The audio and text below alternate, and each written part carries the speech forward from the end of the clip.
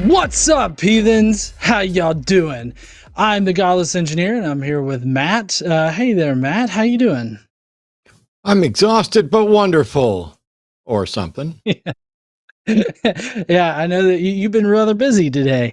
But we're here to take your calls. So if you want to call in and ask us any kind of questions or anything like that, please do call in. The number is 720-619-2288, or you can hit up in the description down there. There's actually a link where you can call in through the web. If you don't want to call in through your phone or anything like that, please call in through the web. Would really love to hear from you. I guess just to kind of start off with a little bit of light banter, I almost bricked my PC this weekend because I wanted to play Battlefield 6, the open beta, and they're requiring this thing called Secure Boot to be enabled, and it's not like enabled by default on computers, so you got to actually go in and enable it. And like if your shit's not set up exactly correct, then it won't even like fucking start the computer.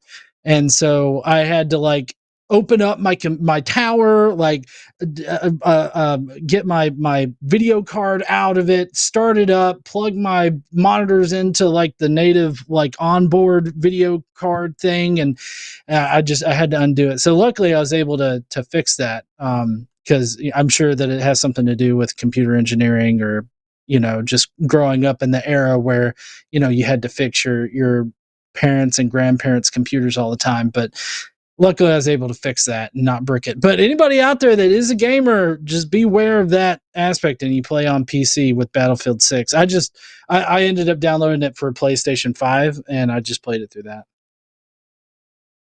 That's a plan. I have recently returned to playing a game that I hadn't played in 20 years, EverQuest. And okay.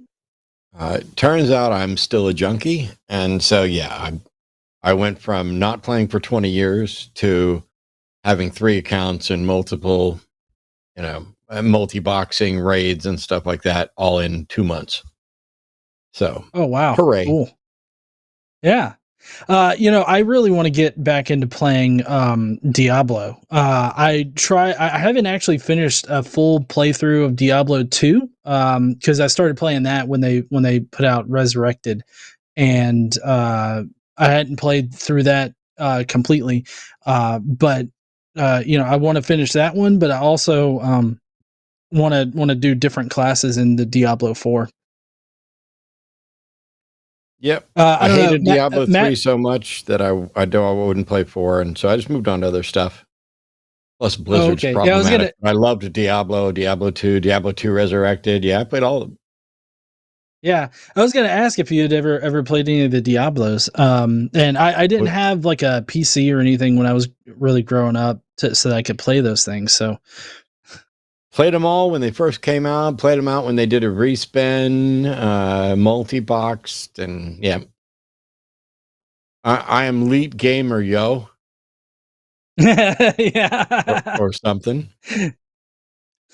All right. So let's see. We do have a few people in the queue right now that we could hop into. Do you have a preference between the two, there, Matt? Oh, I'm easy. Okay. All right. Well, I guess we could start off with Rob. We could ease into the calls tonight. Hey there, Rob. Let's take Rob. Hey, Rob, how you doing? Hey, John. Hey, Matt. Nice to speak to you guys. I've called in a couple of times before. Okay. Yeah, I'll jump straight into it. So I'm an atheist. I love what you guys do. And I just want you to imagine for a moment, let's say one of your videos goes super viral. Everyone watches it. It's all over social media. Everyone's like, holy shit. Yeah. Oh my God, this whole thing is just crazy bollocks. Wow. I'm enlightened. I'm awake. The whole concept of religion is bullshit. And we're all atheists. Now what? How does the world look in an atheist future? Imagine, I mean, look, it could be generations from now, it could be tomorrow. But what I'm saying is, what's your vision of an atheist society, and where do we go? I don't have a vision of an atheist society, nor do I care about creating an atheist society. I care about a rational society, and just getting some atheists doesn't mean we're anywhere near a rational society. Sure. Yeah, I agree. Yeah, I mean, I would say a focus on secular humanism would be the best way forward without a God. But I mean, that's just because that's my own personal like worldview there that I build my worldview off is secular humanism. So I guess, yeah, I'm in a similar boat with Matt. Like I don't have a desire to like eradicate religion or anything like that. So I guess it's just a little bit of a weird question for us. Well, yeah, I mean, I understand what you're saying with you don't want to eradicate it, but the end goal is to, for people to see how irrational it is to believe in these things. And part of me thinks, listen, I'm a big football fan. It's soccer, English soccer. I go to the stadium and people worship. They're chanting songs, all in uniform. I just think, as humans, the majority of us do have a need to be in some sort of cult, to be in some sort of group, to be in some sort of thing where we can worship and follow and join together in society. And for most people, that's religion. For other people, that's football or soccer or American football or baseball or whatever. Music. Where do we go if we don't have this cult? If people don't have this, what religion brings? I think that we just live out our lives. Like, I guess I'm just very confused by like your question of where do we go? Like, I mean, I guess I live without God every single day, right? Like I'm forced to like interact with the concept of God every day, but like I continue my day on, without God. I think that we would have a better society if people would put away beliefs that don't comport with reality. I think that we would have a more humanistic society, and I think that would be the best way forward. But I mean, like that's how I live every day. So that's why it kind of seems to me like it's very it's a very odd question of like, where do we go? Where do we go? We just we live and we build a better society than we had.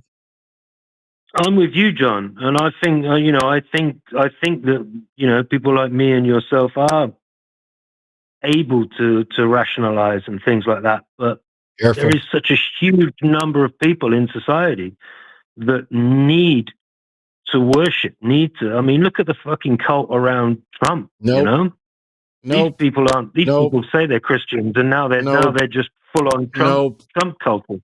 Nope. This is absolute arrogant, condescending nonsense. You and I don't need religion, but the little people do. You don't know that. I don't mean it like that. I don't mean it like that. No, you don't know that. You're looking at what is and declaring that it needs to be. And in the same way that I once needed religion or felt that I needed religion or participated in it, now I don't. Those people, by and large, can get better too. And the notion that, oh, it's fine for you and me, John, but not for those other people. What are they going to do? sorry, they get to learn and live too. Okay. Yeah, I can see that. I just feel like that despite good education, good grounding, good backgrounds and things like that, there are a large number of people in this world that will cling to some sort of deity. Sounds like we've got work to do then. Yeah. Okay. I don't know.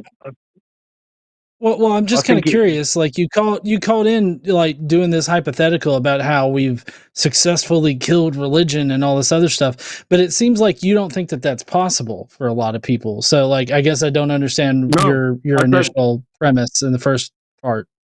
I don't believe it's possible for a large group of people. I think there is an inherent thing in a certain number of people. I don't think it's due to their upbringing or anything. I think some people just have this need to follow, to be so what? commanded in some way. Why can't they follow other things? Well, this is what I mean. This is what I think is the danger. You're making generalizations about people and judgment values about what they need and what they're capable of and what they can do and what they will do. And I just don't see the justification for any of it. I am absolutely making generalizations. I think from observations of societies and the tribalism that exists in societies, I think absolutely justifies my generalizations of people. And I think if it wasn't for Christianity and Islam and others, I think they would be following other things. I think the cults of I find your remarks gross. Okay. Incredibly arrogant, and dismissive, based on this is the way things are. Can you point to people who are stuck forever believing religious stuff if they were raised and taught that they don't need that?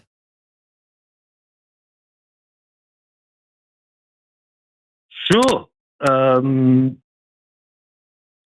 So prominent scientists who are still Christian, who have learned so much about. I don't see how their status as a scientist has any kind of makes them predisposed to not believing in God or anything. I mean, I think that there's a fair number of scientists out there that don't believe in God, but I mean, there are plenty of scientists that do. So it seems like it's a non-factor to me. I don't know. Am I confused as to what you're talking about?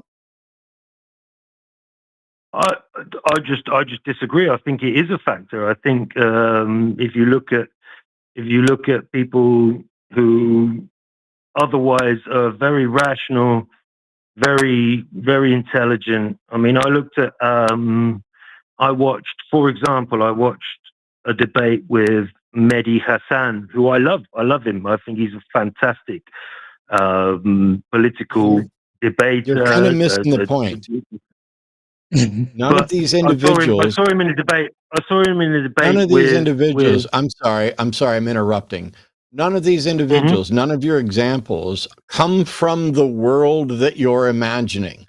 None of them come from a world free from religious influence. It doesn't matter. You can't go to point to a scientist who's had all, the advantages of the science, and yet they still felt the need to go to religion. You are making a psychological claim about how and why they believe that completely ignores a number of different factors, including the culture around them. Whether or not they actually believe, whether or not there's a social benefit to acting as if you believe, whether there's a difference between acting as if you believe and believing. You are taking what is and extrapolating to what must be. And I'm looking at what is and what has happened and extrapolating to what can be. And that is, I know tons of people who were deeply religious, zealous even, who are now secular humanists. There may be people out there who are never going to change their mind. And there may be people out there who will always need some sort of claptrap to believe in. But I don't know how to tell the difference between those people and the people who will ultimately be fine and working towards it. Do you? I don't know how to tell the difference, but I think there's definitely something inherently. Shouldn't we then treat them all? Shouldn't we then treat them all? Shouldn't we then treat them all as if they're capable of it? Oh, absolutely. I don't think I've explained myself very well. I think there's I'll say, hold on, Rob, I'll say that you definitely haven't, because you literally said just a few minutes ago that you think that some people are helplessly dependent upon a God belief, but now you're saying that no, like they're not. Like, I don't. Which one is it? You got to pick a lane here. Well, they're inherently dependent on belonging to some sort of tribe, and it's very difficult for them to leave that. And whether that's tribes have existed, multiple different something else. Multiple different tribes have existed in the past that don't include deities and all this other stuff. So it's very obvious that a deity here is not the factor. Like it's obviously some other kind of sociological thing that that is inherent to a social species like Homo sapiens. So it's not about God, but it's not about. No, I'm sorry, Matt, can you double check me on this? Wasn't he saying that like there are people that are helplessly dependent upon a God belief? They need to believe in God, and so like that he was making some kind of elitist argument about, you know, how there are some people that can be fine without God, and then there's others that are helplessly dependent upon it. I thought so, but at this point, I don't know. I mean, it seems. I can clarify. I can clarify right now. I can clarify right now that I think some people are. I'm talking. Can you not fucking hear me? I muted him. I just need to know if you can actually hear me, and you're talking over me, or if there's a tech issue, because I don't want to fault you for a tech issue. All right, you're unmuted, Rob. Can you hear Matt when he speaks? I apologize. I was trying to get a point, and I didn't stop for it. I'm sorry. So all I'm saying, Rob, is that you're calling in with this. Hey, what happens if we end religion?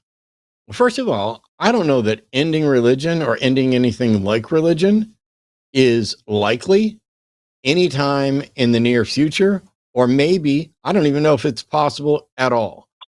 But what I do know is that the psychological aspects of humans that make us, for example, communal, that make us build communities,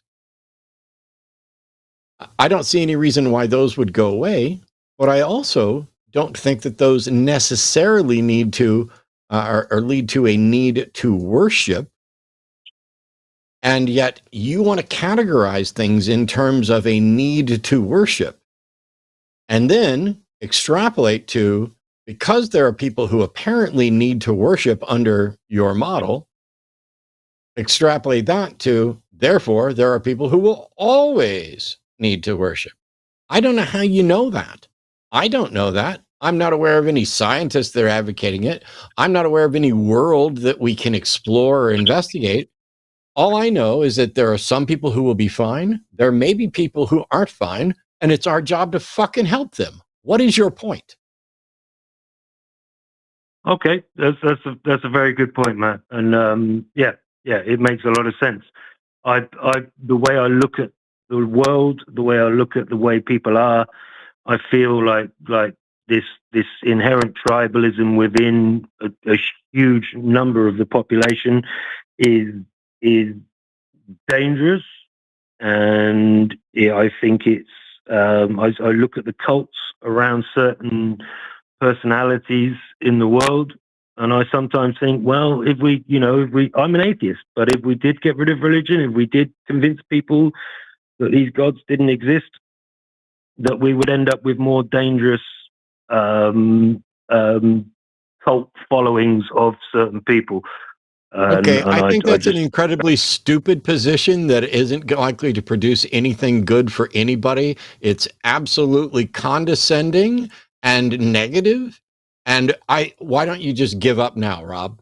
Because some of us aren't ready to give up, and some of us aren't ready to say, you know what, the world's just going to get worse if we got rid of religion. Why don't you just give up and leave it to those of us who aren't that pessimistic?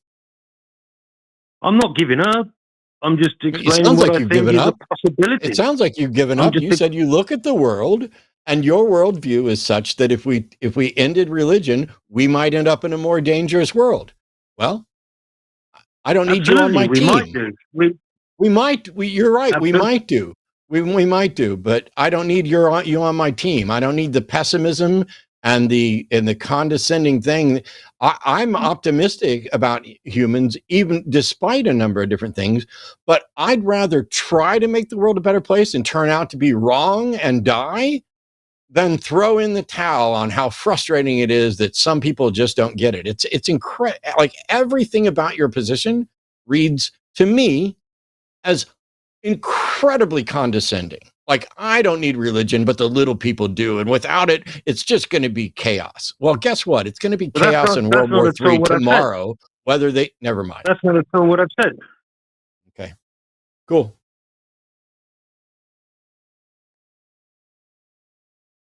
Addressing a potential danger is not throwing in the towel. Addressing a potential problem is not throwing in the towel. It's just looking at something and saying, hey, this could be an issue. Rob, is it a potential danger that you could cross the street and get hit by a rhinoceros? Sure. And how much time do you spend worrying about that and calling into shows to express your pessimism about rhinoceroses? That's a ridiculous comment. That's just, what the hell is that about? What the hell is that about? Your call is ridiculous. It's what it deserves. You are sitting here saying that's not what I said, when I'm not saying you said it. I'm pointing out the implications of what you said and the incredible arrogance behind what you said. Because undeniably, your position is, when you look at the world, matter of fact, you go ahead and interrupt me the second I say something that isn't an accurate representation of your view. When you look at the world, people seem to need tribalism and religion. And if we were to take that away, or if they were to give it up and the world were to change where that would go away, there's a significant risk that the world could be worse off. Right, yeah, so far? Absolutely. Cool. Mm-hmm. So fucking what? So it's something that should be looked at, and that should be really? How do you look at that, Rob? How do you go and investigate your proposed possibility? How likely is it that your negative circumstance is going to be the one that comes through? We look at it by no. How likely was the question? I don't know. I couldn't put a percentage on how likely. Is it a 1 in a billion, 1 in a million, 1 in 1,000, 1 in 100? Well, roughly ballpark the odds here that the world is going to get worse if we were to end religion. I don't have a crystal ball, Matt. I couldn't tell you. What I can say is that I think the dangers of tribalism are obvious. I think the dangers of people. We're not talking about the dangers of tribalism. I'm well aware of the dangers of tribalism. You're saying if religion goes away, what if people give up religion because they've found something better and the world fundamentally changes, and that's how we end up without religion? That would be wonderful. But at the end of the day, this is an absolute waste of everybody's time to not only speculate about the potential futures that might happen and the catastrophes that might happen, when from my perspective, it's really simple. Reason and truth, that should be the goal. And if it turns out that we wind up in the world that we're living in right fucking now, where people clearly don't give a shit about truth or don't know how to find truth, then we have to deal with that world. But to suggest, ooh, is it a good idea for us to be shutting down bad religious arguments? What if it leads to a worse world? Well, what if it doesn't? Call me when you have some fucking solution, not when you just want to whine about your speculations about the tribalism and how the world might get worse. It really wasn't a whine. It was just a speculation. It was just something to ask you about. I don't need to speculate. I don't give a fuck what you think, Rob. This isn't a show for people to call in and spew their personal speculations about what the world's like. This is a show to talk about, hey, what's a good reason to believe in God or not? And if we want to talk about, is this a good idea? Then my answer is yes. Is it something that could possibly turn out negative? I have no idea. But I'm not going to fucking stop just because Rob thinks that maybe there are people who can't give it up and the world might be worse. I don't give a fuck, Rob. I never said that we should stop. I never said that. Why are you calling? What is your fucking point? What is your fucking point, Rob? My point is that this is an atheist show. I'm an atheist. It was just a speculation to talk about. No, Rob. It's not an atheist show. It's not an atheist show. You're not a fucking co-host here. We're not asking people to call in and give us their random atheist thoughts on how much superior they are to the people who might still engage in tribalism. Are you lobbying for co-host position? Any indication that I'm in any way superior to anyone? That's a shit thing. That's an absolute lie, Rob. You absolutely did give that impression on more than one occasion when you suggested that you and John would be fine without religion, but there's other people who wouldn't be. That is absolutely a direct implication that you are superior to those people. Do you not think that those people are inferior? We're both already atheists. That's why. We're both already fine without religion. That's why. Rob? Yeah, but you seem to indicate, Rob, you seem to indicate that there are people that wouldn't be like okay without religion, or that they are somehow helplessly like attached to the God idea, and that they can't actually progress forward without a God. In that way, you are being elitist and not recognizing how, religion is taught, and that we can just teach people different things.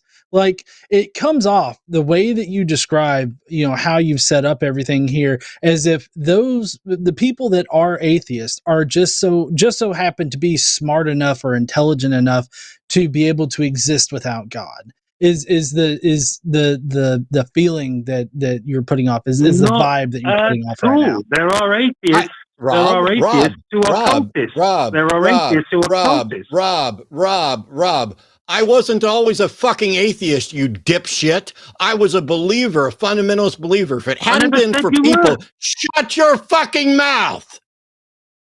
If it hadn't been for people, if people had assumed what you assume, maybe nobody would have done anything to potentially help me find my way out in order to help other people. Maybe instead of sitting around thinking that you've got it all licked and understood and you know better than everybody else, maybe learn that you can help people, and some of them can then help other people. And then maybe we can raise all boats. But to sit here and pretend that you're not doing an arrogant, oh, John and I don't need religion, but somebody else clearly does. Well, maybe that somebody else was me. Maybe it's not. If you don't have a way to tell the difference between who is going to be a problem and who's not, shut the fuck up.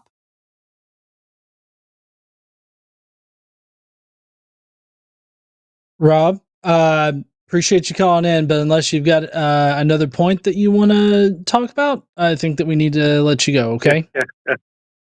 Yeah, what the fuck was that, man? Yeah, exactly. What the fuck was that, you arrogant prick? Yeah, he hung up. I didn't drop him. He just fucking hung up. We just gave you all kinds of time, and all you did, I just worry, and it's this rambly thing that we've gone through many times. And I started with district cost. Be careful, because you're approaching this notion that some of us don't need religion. We've managed to be okay. And so that was like, when I was pointing out, this is just arrogant. He's like, well, yeah, but that's because John and I are already atheists. Yeah, me too, motherfucker, but I didn't used to be. And all the people who have found their way out because of content that we've done on these shows or in debates or books that people have written, the people telling their personal stories. There are people who've moved out of racist KKK levels of religion, some of the most insular, tribal views on the planet. You don't have any way to tell whether or not they're going to help make the world better or whether they're going to make the world worse. You tell the fucking truth. You try to help other people. You work towards making a better world. And you know what? Sometimes it backfires. I think we're living in a moment right now where, despite all of our best efforts, in the United States at least, and perhaps in many other places around the world, it has backfired spectacularly.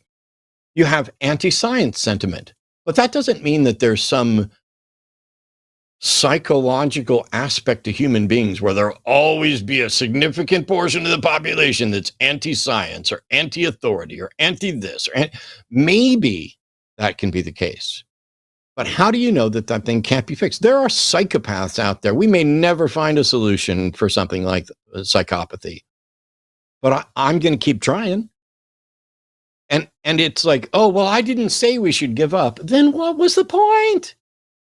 Hey, let me call in and tell you. Hey, John, did you know that the sky appears blue and water is wet and people are complicated and some people are not going to change their mind and some people are going to be worse and some people are going to get better? Gosh, what are we going to do in a world like that? I don't know, but I'm not going to be fucking talking to Rob in that world.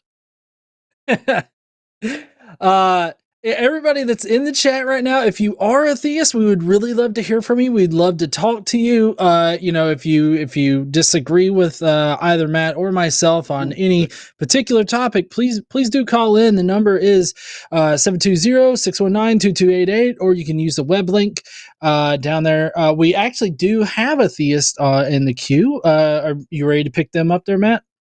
Yeah, I'm excited because it's not Rob. All right, what's up there, Hello? Cody? How you doing? Hey, Cody. I'm doing well. How are you guys doing? Much better, Doing thank you. I rip into theists on occasion, and getting to rip into a stupid atheist is one of my favorite things. So I'm already in a much better mood. I'm glad you're here. Awesome. Yep. So, Cody, what you want to talk about?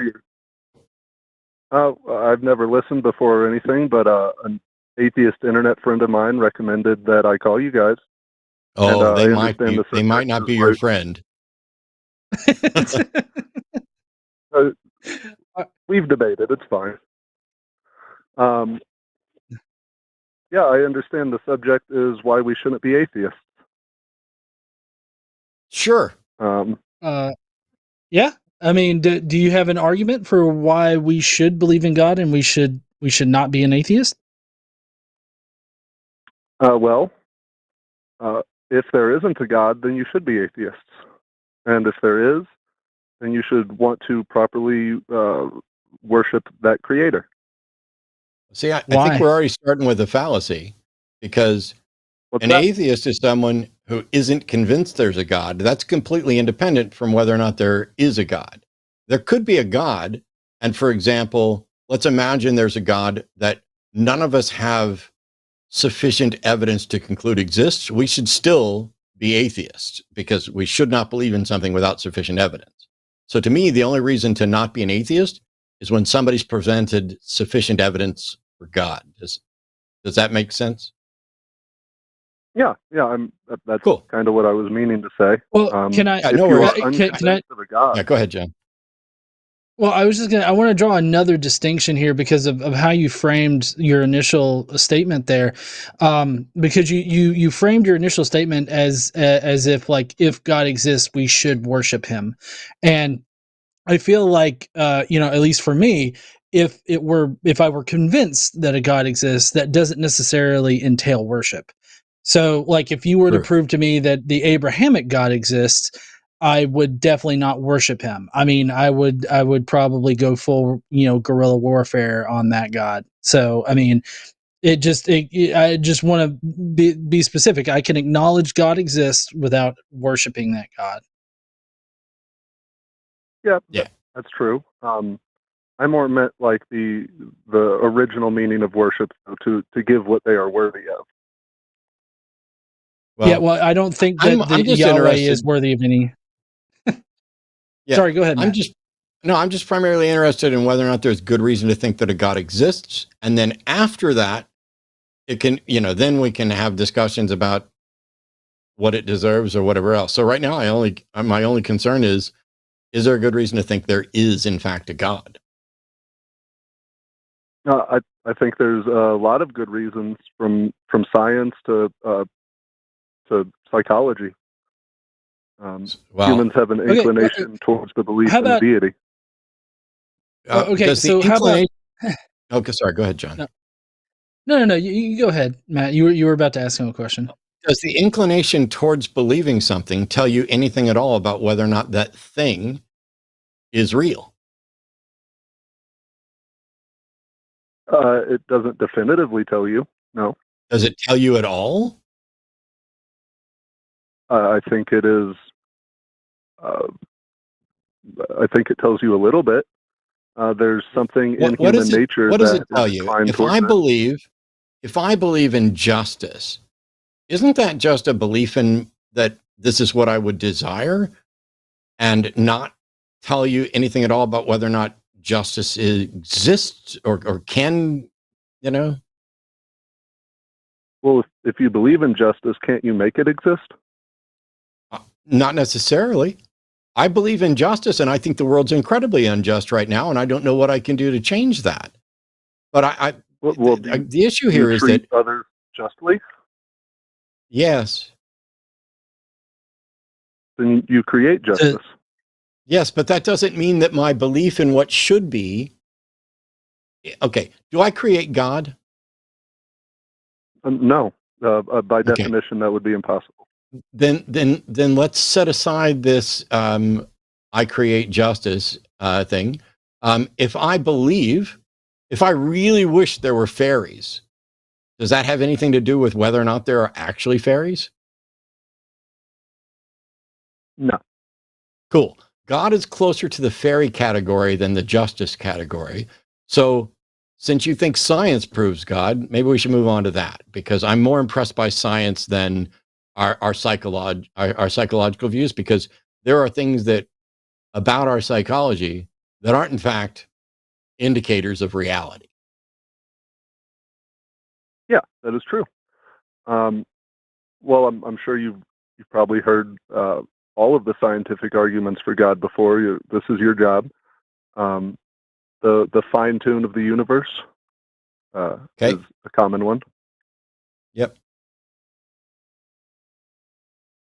The universe isn't fine tuned. Yeah. So have you heard of the what's it called? The urethra. I can't pronounce that word. There's a dilemma there. The dilemma? So yeah, Euthyphro dilemma. I don't know what that has to do with fine tuning, but okay. Well, no, sorry. I'm thinking maybe I've got my concepts mixed up here.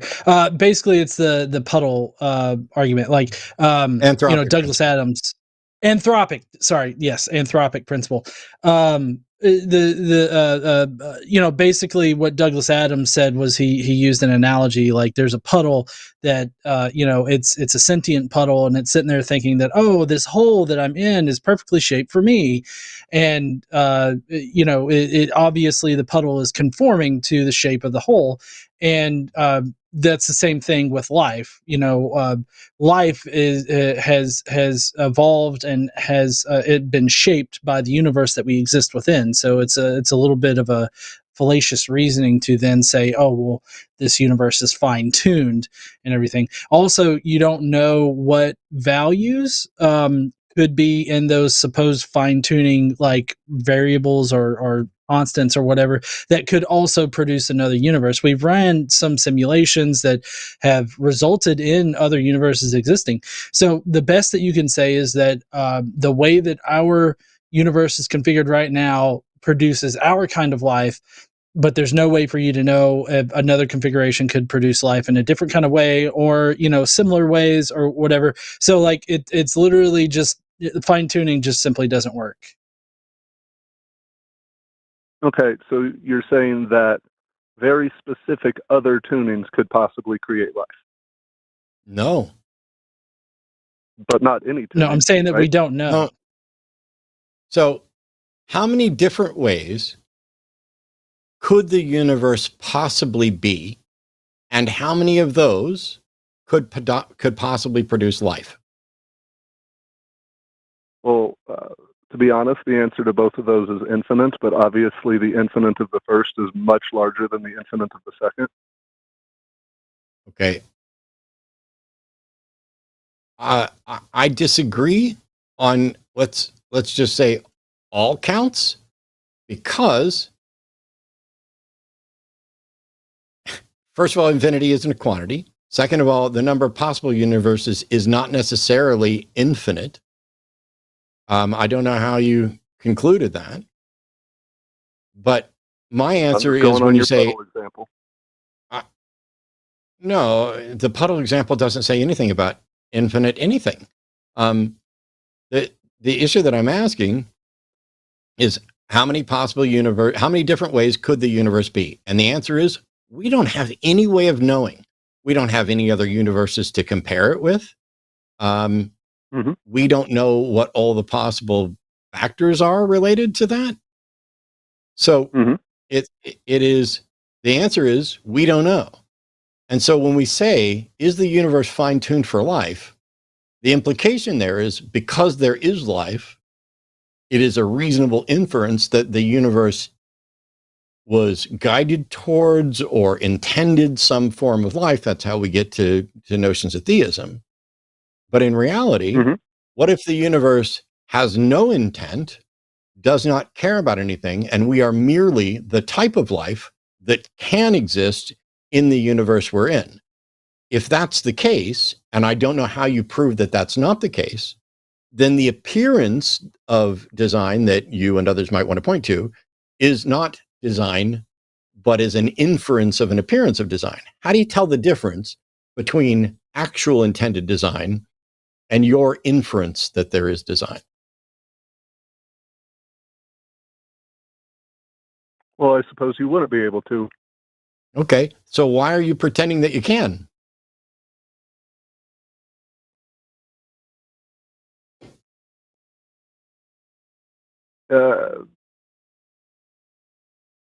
Okay, we can move on to another line then. I'll submit that. But here's the thing. I'm genuinely, I'm ready for the next line here in just a second. Can you go to the best one next? Because if we just start knocking down all of them one at a time, I mean, it'd be really cool if we had like the best one to knock down first. My belief in God is rooted in personal experience. I didn't really study this particular subject of scientific evidence. Okay, that's fine. But you're the one that called in and said that, there's science. If you wanted to say, hey, it's based on personal experience, my question would be, what personal experience could anyone have that would be sufficient to conclude that a God is real? They could meet God. Okay. How would you know if you've met God?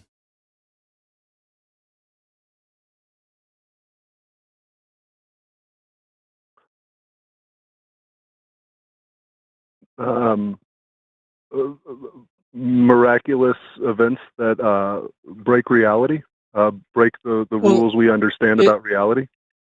Right. But I just want to point out that you in no way distinguish God from just a wizard at that point. Like, I mean, if you had a wizard that could somehow manifest things, cast a spell and create a dog right in front of you, like that would meet the criteria for God. Is that wizard now God? Have you ever met a wizard that can create a dog? Have you ever met a God that can create anything? Yes. It's personal experience. Yes. No, personal experience is not, I mean, you're just claiming something. So what I'm trying to find out is, I've had personal experiences. I was a fundamentalist Christian for a number of years. I had plenty of experiences that I was convinced at the time were sufficient to conclude that a God exists.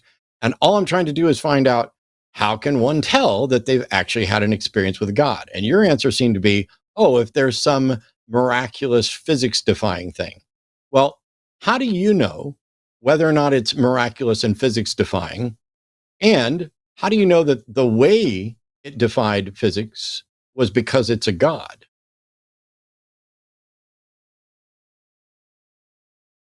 What else could defy the laws of the universe? What else could defy the laws of the universe? This is a particular logical fallacy where you're essentially saying this conclusion stands until it's disproven. It's an argument from personal incredulity or an argument from ignorance, if you prefer. It's a variety of that, where you are essentially saying, Isn't hey, that what you're making? No. When did I commit any fallacy? I mean, you also don't have any proof that God doesn't exist. I don't need proof that God doesn't exist. I'm not even claiming that God doesn't exist.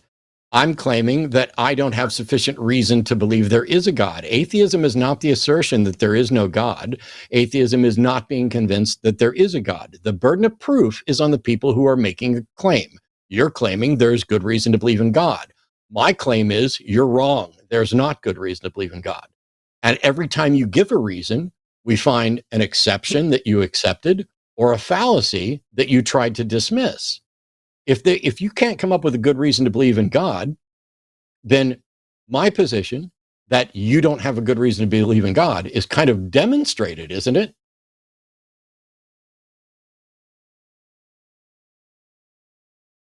I feel that I have a sufficient reason to believe in God, the same way you feel that you don't have sufficient reason to believe in God. If you feel that you have a sufficient reason to believe in God, do you feel that your justification for believing in God should be sufficient for anybody else?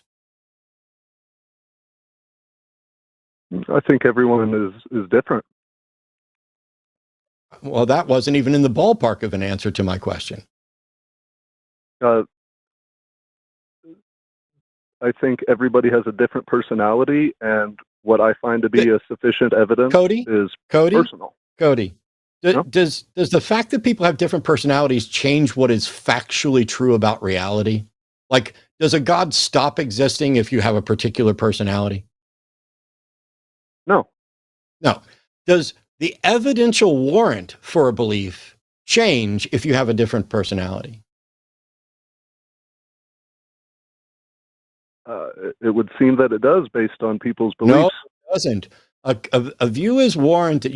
Is it possible that you could have standards of evidence that are so horribly low that you wind up believing a bunch of bullshit? Yeah, obviously. Cool.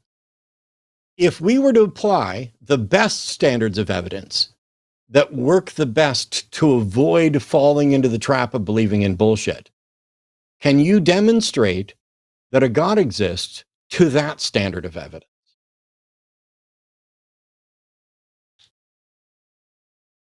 Personally, no, I can't perform miracles. I never have. I didn't ask you to perform miracles. This is the bizarre thing is when we get here to this point, I just asked a question about to what extent you think you can demonstrate it, and then you're like, no, I can't perform miracles. I didn't for a moment suspect that you could perform miracles. I'm just trying to figure out whether or not you are one of those people who are comfortable thinking you have a good reason, but not caring whether or not your reasons are in fact good. There's loads of people who do that. I used to do that. I thought I had good reasons for believing in God, both the scientific reasons and the personal experience. I remember standing in church, singing, feeling euphoric and elation, getting goosebumps, and being told by the people around me that that was me being filled by the Holy Spirit.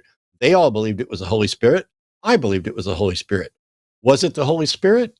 I have no reason to think that it was. I had bad reasons for reaching that conclusion. And when I decided to care more about whether or not my reasons were good than whether it felt good, that's when I realized I didn't have good reasons for believing in God. And good reasons really, do you think it would be the case that a God could exist and you could have good reason to believe in that God that you couldn't share with other people to verify it? Genuine question. Okay. So you basically you're suggesting God might reveal himself to you, but not to me. Yes. Cool. We're right back to where we were a minute ago. So let me get to this question. How can you tell if God revealed itself to you?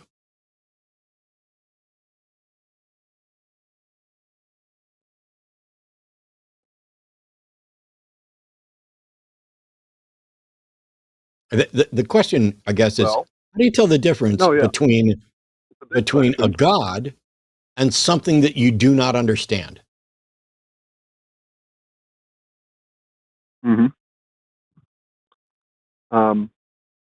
No, I definitely understand your line of reasoning here. It's a big question. Just trying to think for a second. Yeah, go right ahead. I'll even stop talking. Well, I think we're all limited by our understandings, and agreed. How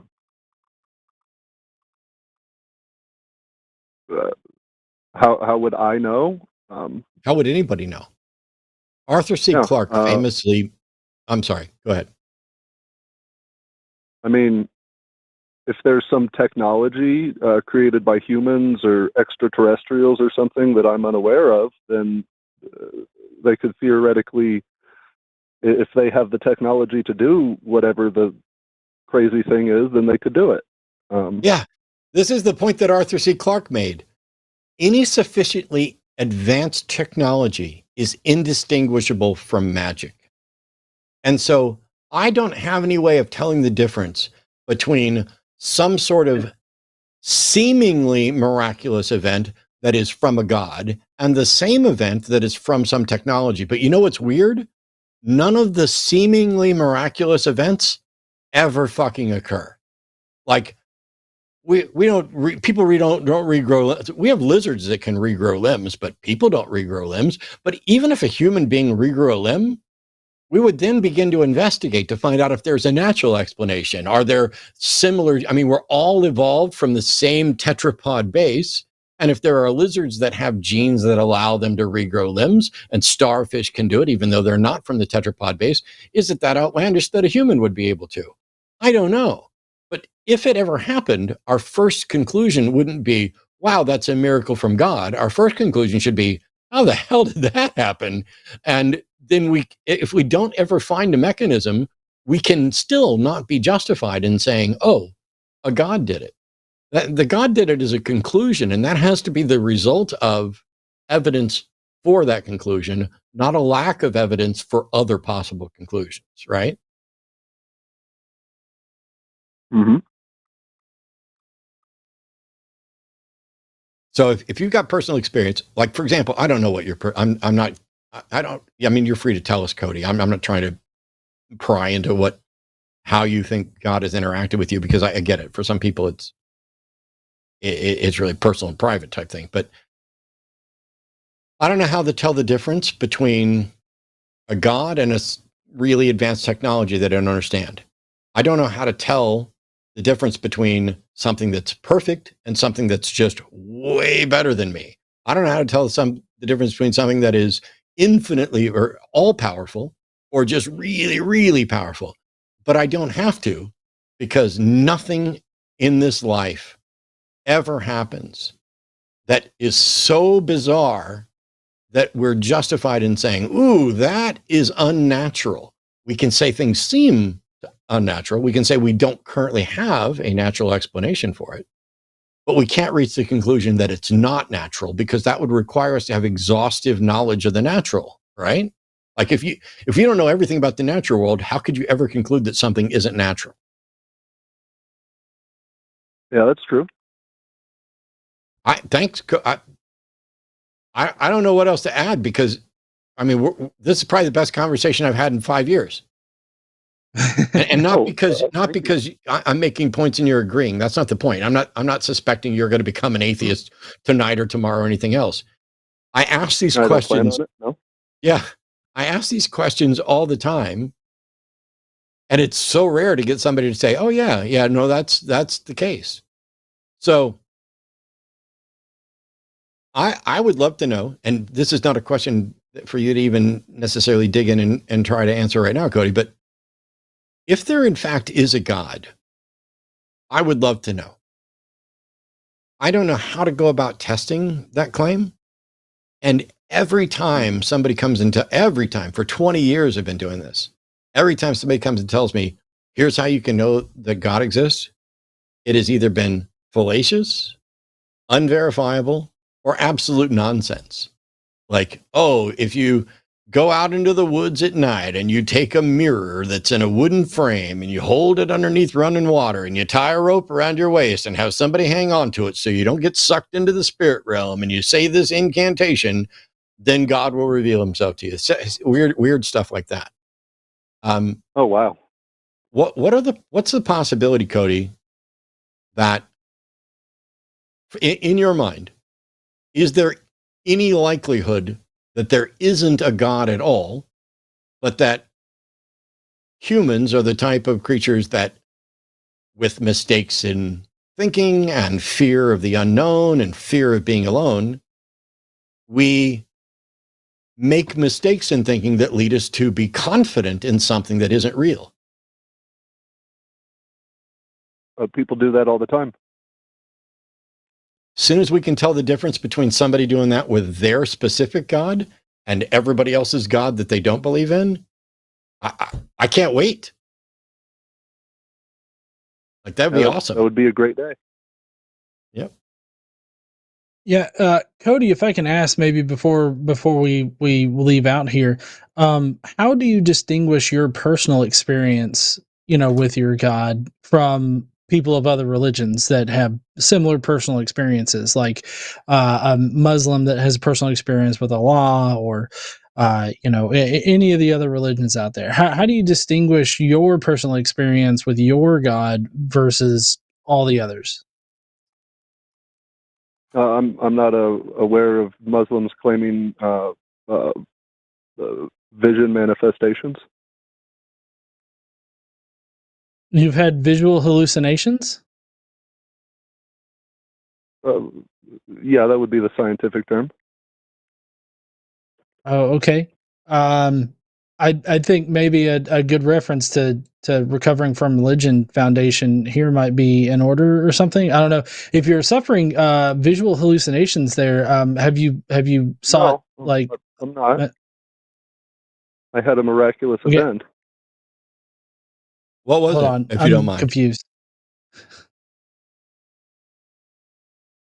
Okay. Well, I am a Christian. I'm a Catholic. I believe in, apparitions. Okay. Like ghosts or demonic possessions, or? No, like Saint Mary appearing to the children at Fatima, and then later tens of thousands of other people, including atheists. Okay. How do you know what it was? No, I wasn't at Fatima. I didn't ask if you were there. I asked how you knew that's what it was. Oh, the apparition that I saw? Yeah, what was the apparition that you saw, and how do you know what it was?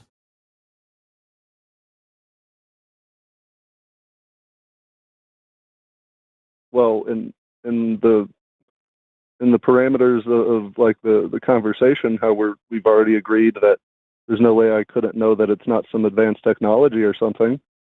In that light, I wouldn't be able to prove to somebody, but I have the belief that it was an actual apparition. How did you rule out some sort of mental aberration or defect? Because I have no history of that, and it's never happened since. Have you been evaluated and diagnosed? You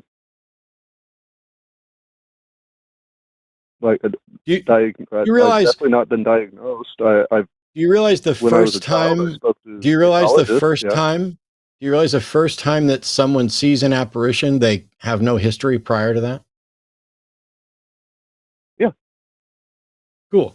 So all I'm saying is, if you haven't ruled out some sort of mental defect or some sort of environmental defect or any number of things that are plausible explanations, how can you be confident that what you saw was an apparition of Mary?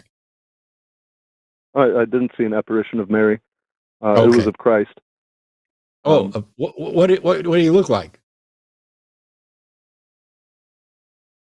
Like Christ, like the Levantine white person with the beard and long hair.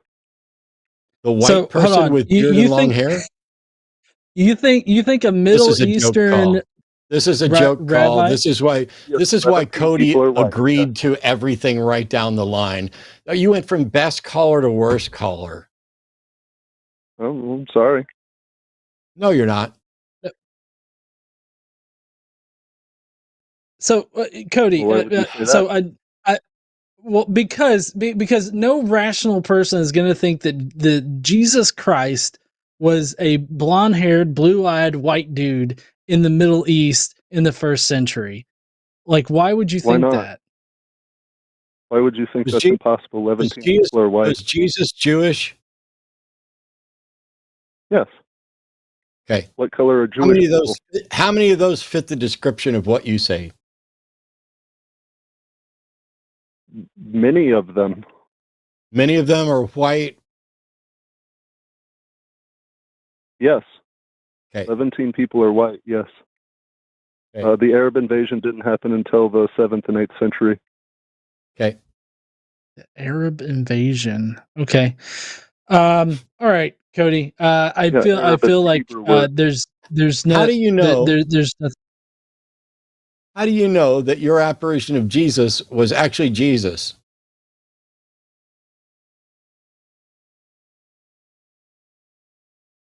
Please say you can tell by the way it is. What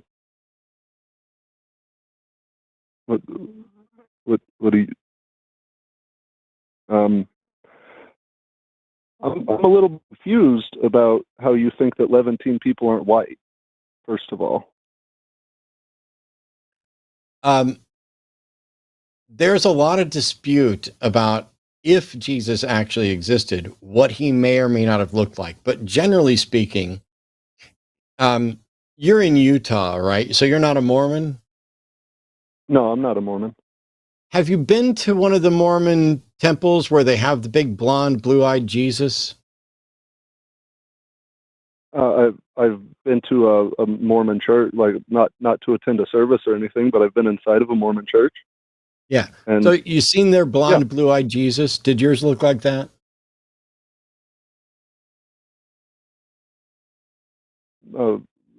Roughly. Okay. I mean, it wasn't the same model.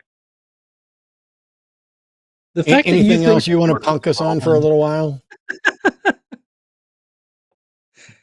Come on, Cody. Don't stop bullshitting us. Are you really an atheist that's just trying to play up as a theist? No, Have you been trolling us for 30 minutes? Baptized and confirmed Catholic. Okay, Cody, does the Eucharist actually turn into the physical body of Jesus? The substance of the Eucharist changes into the true body and blood of Jesus. Okay. What does that mean? Because if I took a Eucharist, to me, the substance is cracker. No, that would be the form or the accident. Okay. What's the substance? Bread. Food. How do you verify that the substance becomes Jesus?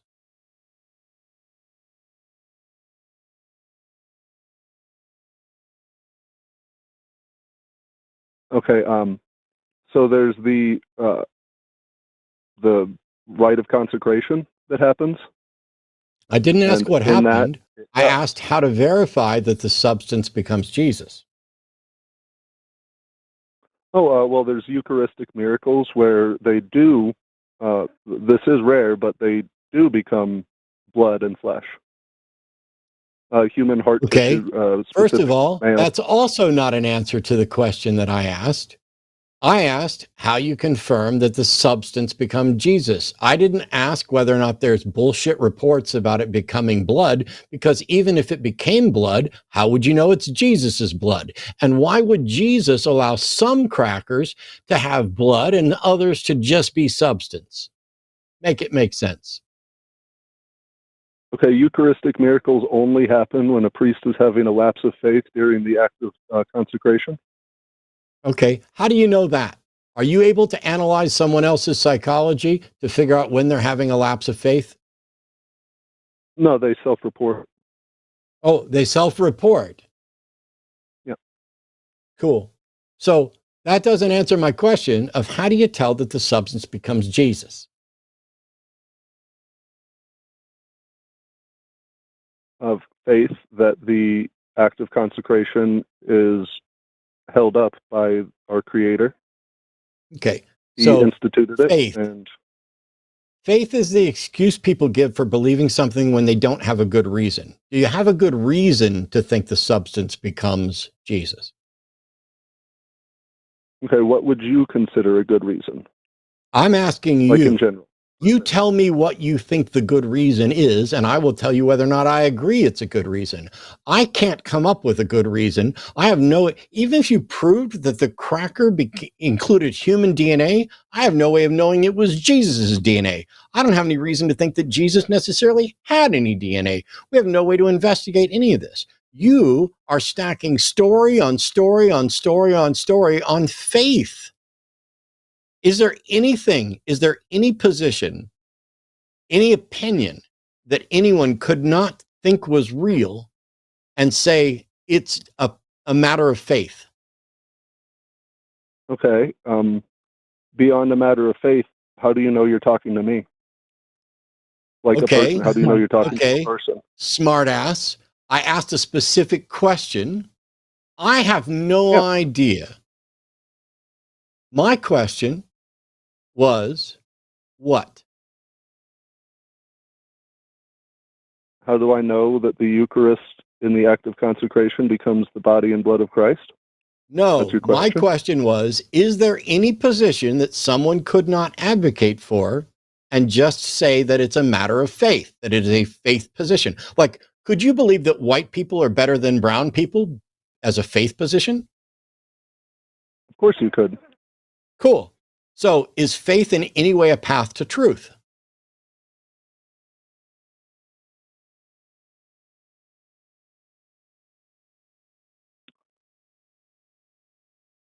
No, but without faith, cool. No, it's not a but. It's not a but. It's just no. And so now we have to set aside faith. So aside from faith, what reason do you have to believe that the substance of the Eucharist becomes Jesus?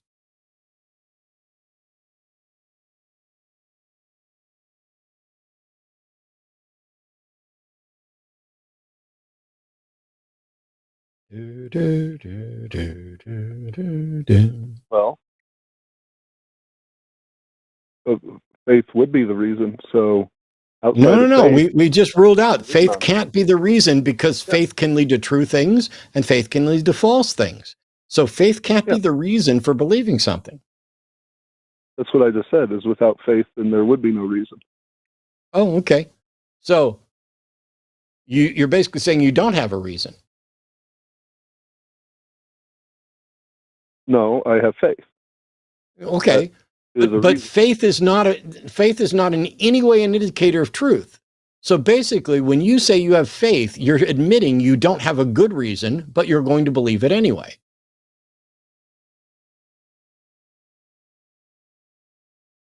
Okay. Right? Why would you believe things without a good reason? Do you believe in anything without a good reason? I don't know. I'm not here to be grilled. You're the one that advocates for something. What difference does it make whether or not I believe in something without good reason if you do? I asked, why would you believe in something without a good reason? Why, when you're cornered, would you turn it around and suggest that what I think is relevant to whether or not you're rational? I believe that faith is involved in everybody's life at nearly every turn. Nope. Faith is not a justification. There is no faith in my life. There is confidence that is based on evidence. There are necessary presuppositions and axioms, but faith is the excuse that people like you give for believing things when you don't have a good reason. If you ask me what I believe and then say, what's your reason for believing it? I can give you my reason. You, on the other hand, are basically saying you don't have a good reason. And I'm asking, why would you knowingly believe something that you have to say you don't have a good reason for? I believe faith is a good reason. No, you don't. You've already acknowledged that. Faith can lead to true things and false things. So how can faith be a good reason if there's no way to measure how reliable it is at being accurate? Well, I do have evidence, and I have faith that that evidence concludes that what I believe is true. But you understand how what Matt pointed out there is that faith can't give you good indications as to what is true. Like we've already established that fact, right? Like you're not disagreeing here that faith can lead you to false information, right? People have faith in all sorts of things. Of course, they can be wrong in their faith. Cool. How do you tell if they're wrong? He said he was a fundamentalist. I believe that fundamentalists are extremely flawed in their faith. I agree too. Now, how do you tell the difference between whether a faith-based position is true or not?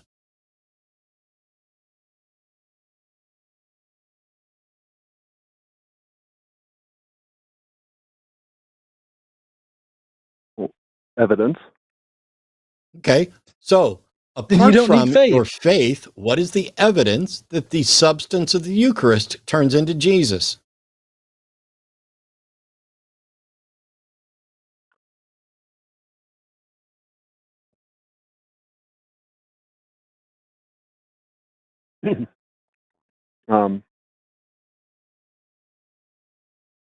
Miraculous events regarding that particular process. No, sir. No, sir. You already acknowledged that without faith, there isn't evidence for this. And now you're saying, oh, miraculous events. A event that happened that you think is miraculous. How do you show that it is in fact miraculous and confirmation of the Eucharist transformation into Jesus?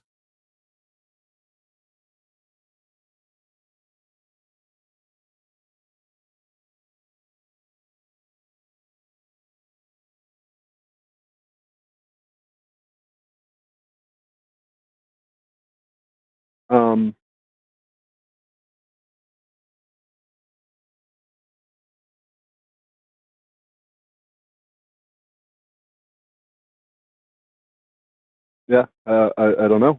I don't either, but you're the one that's advocating for that position.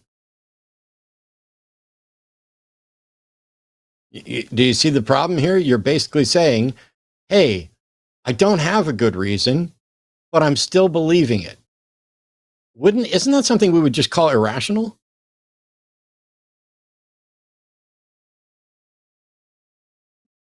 Humans do all sorts of secular things on faith every day, and we accept them as rational. Now you are desperately in the let me flail around and engage in whataboutism.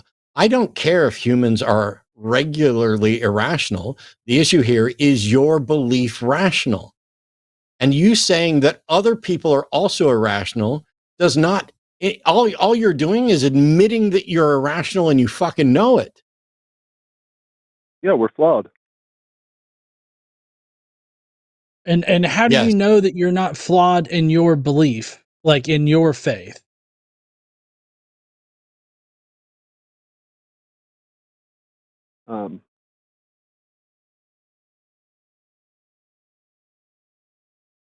I think the overwhelming evidence discredits all other faiths. What evidence? You have not provided a single fucking one. No, I'm sorry. Like we've been spinning around up shit creek with one paddle for a while now. Cody, okay, Cody. I told you earlier that that Islam doesn't have apparitions? Remember that? Sorry, Cody, it's irrelevant. Whether Islam has apparitions is irrelevant to whether what you think are apparitions for you are in fact apparitions for you. Okay. Okay, so why are you bringing up Islam? And why are you bringing up other people who are rational? And why are you bringing up that we're broken people? The issue here is your belief rationally justified? And the answer appears to be no. And then the follow-up question is, why don't you care that your belief isn't rationally justified? And now I'd love an answer to that. Why is it that you don't care whether or not you're rational? I try to be rational. And that's not an answer to my question. And no, you're not trying to be rational because you're knowingly acknowledging that you're not rational. And yet, what are you doing to correct that?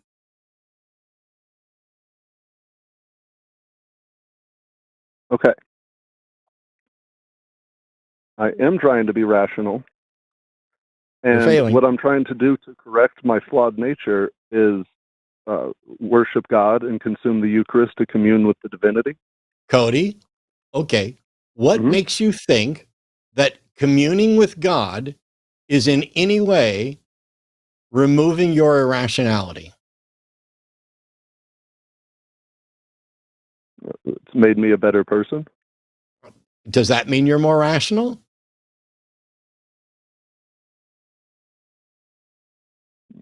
Not necessarily. Not necessarily. What about it makes you a better person? In what way are you a better person? Are you okay with gay marriage? No. And you're a better person? Is a religious institution. No, it's not. A marriage is a. No, it's not. You can have your church sanction your marriage, but the only marriage that counts is what the government is sanctioning with regard to the benefits that come along with that: survivors' benefits, partner benefits, things like that. Nobody cares if you and your church do a ritual and you and your partner are convinced that God sanctions your marriage, and none of us give a fuck if you think a gay marriage isn't sanctioned. But my question was, how does that make you a better person? How does it make you a better person to be opposed to gay marriage?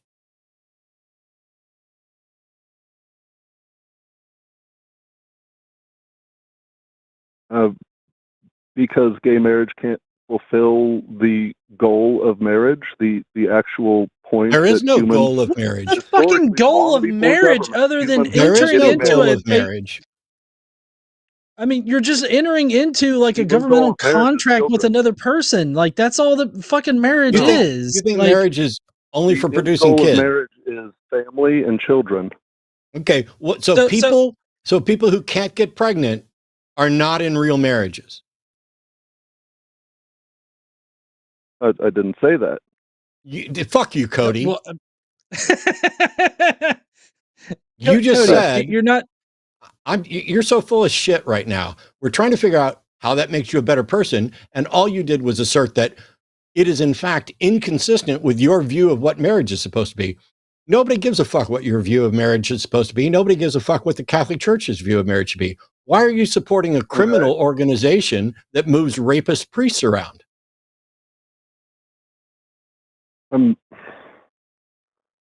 Okay, you're getting way off the weeds here. So, I'm not in the weeds, motherfucker.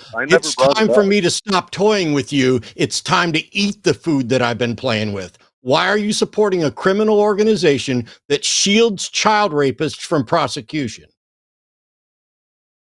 Tell me how you're a better person by doing that. Gobble, gobble, motherfucker. You advocated for the government's call on marriage. Does that mean you advocate for public school, which also rapes children? Cody, my question is, how does it make you a better person to support a criminal organization that shields child rapists from prosecution? Why do you keep putting all these things attached how does to it mean? How does it make you a bigger? How does it make you a better person to support a criminal organization that shields child rapists from prosecution? You sick fuck.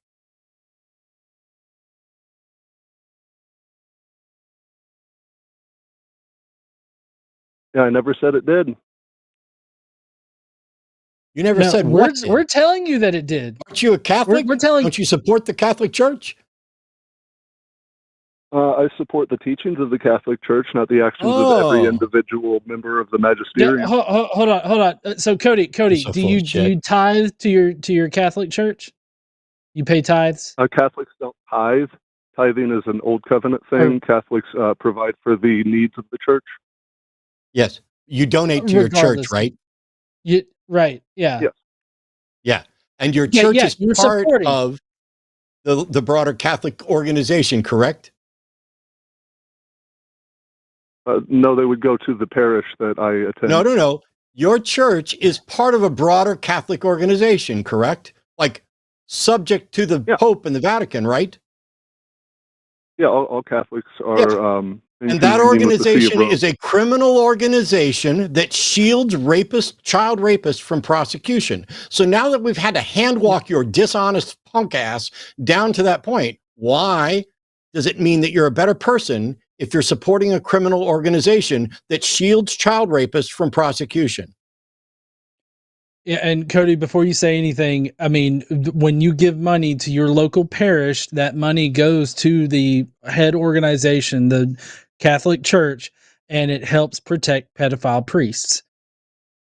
They have $1 billion slush fund for buying off victims to keep their silence.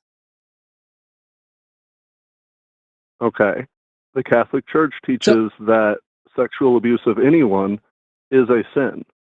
Okay. Then why do they hide pedophiles? Are they shielding the rapists from prosecution?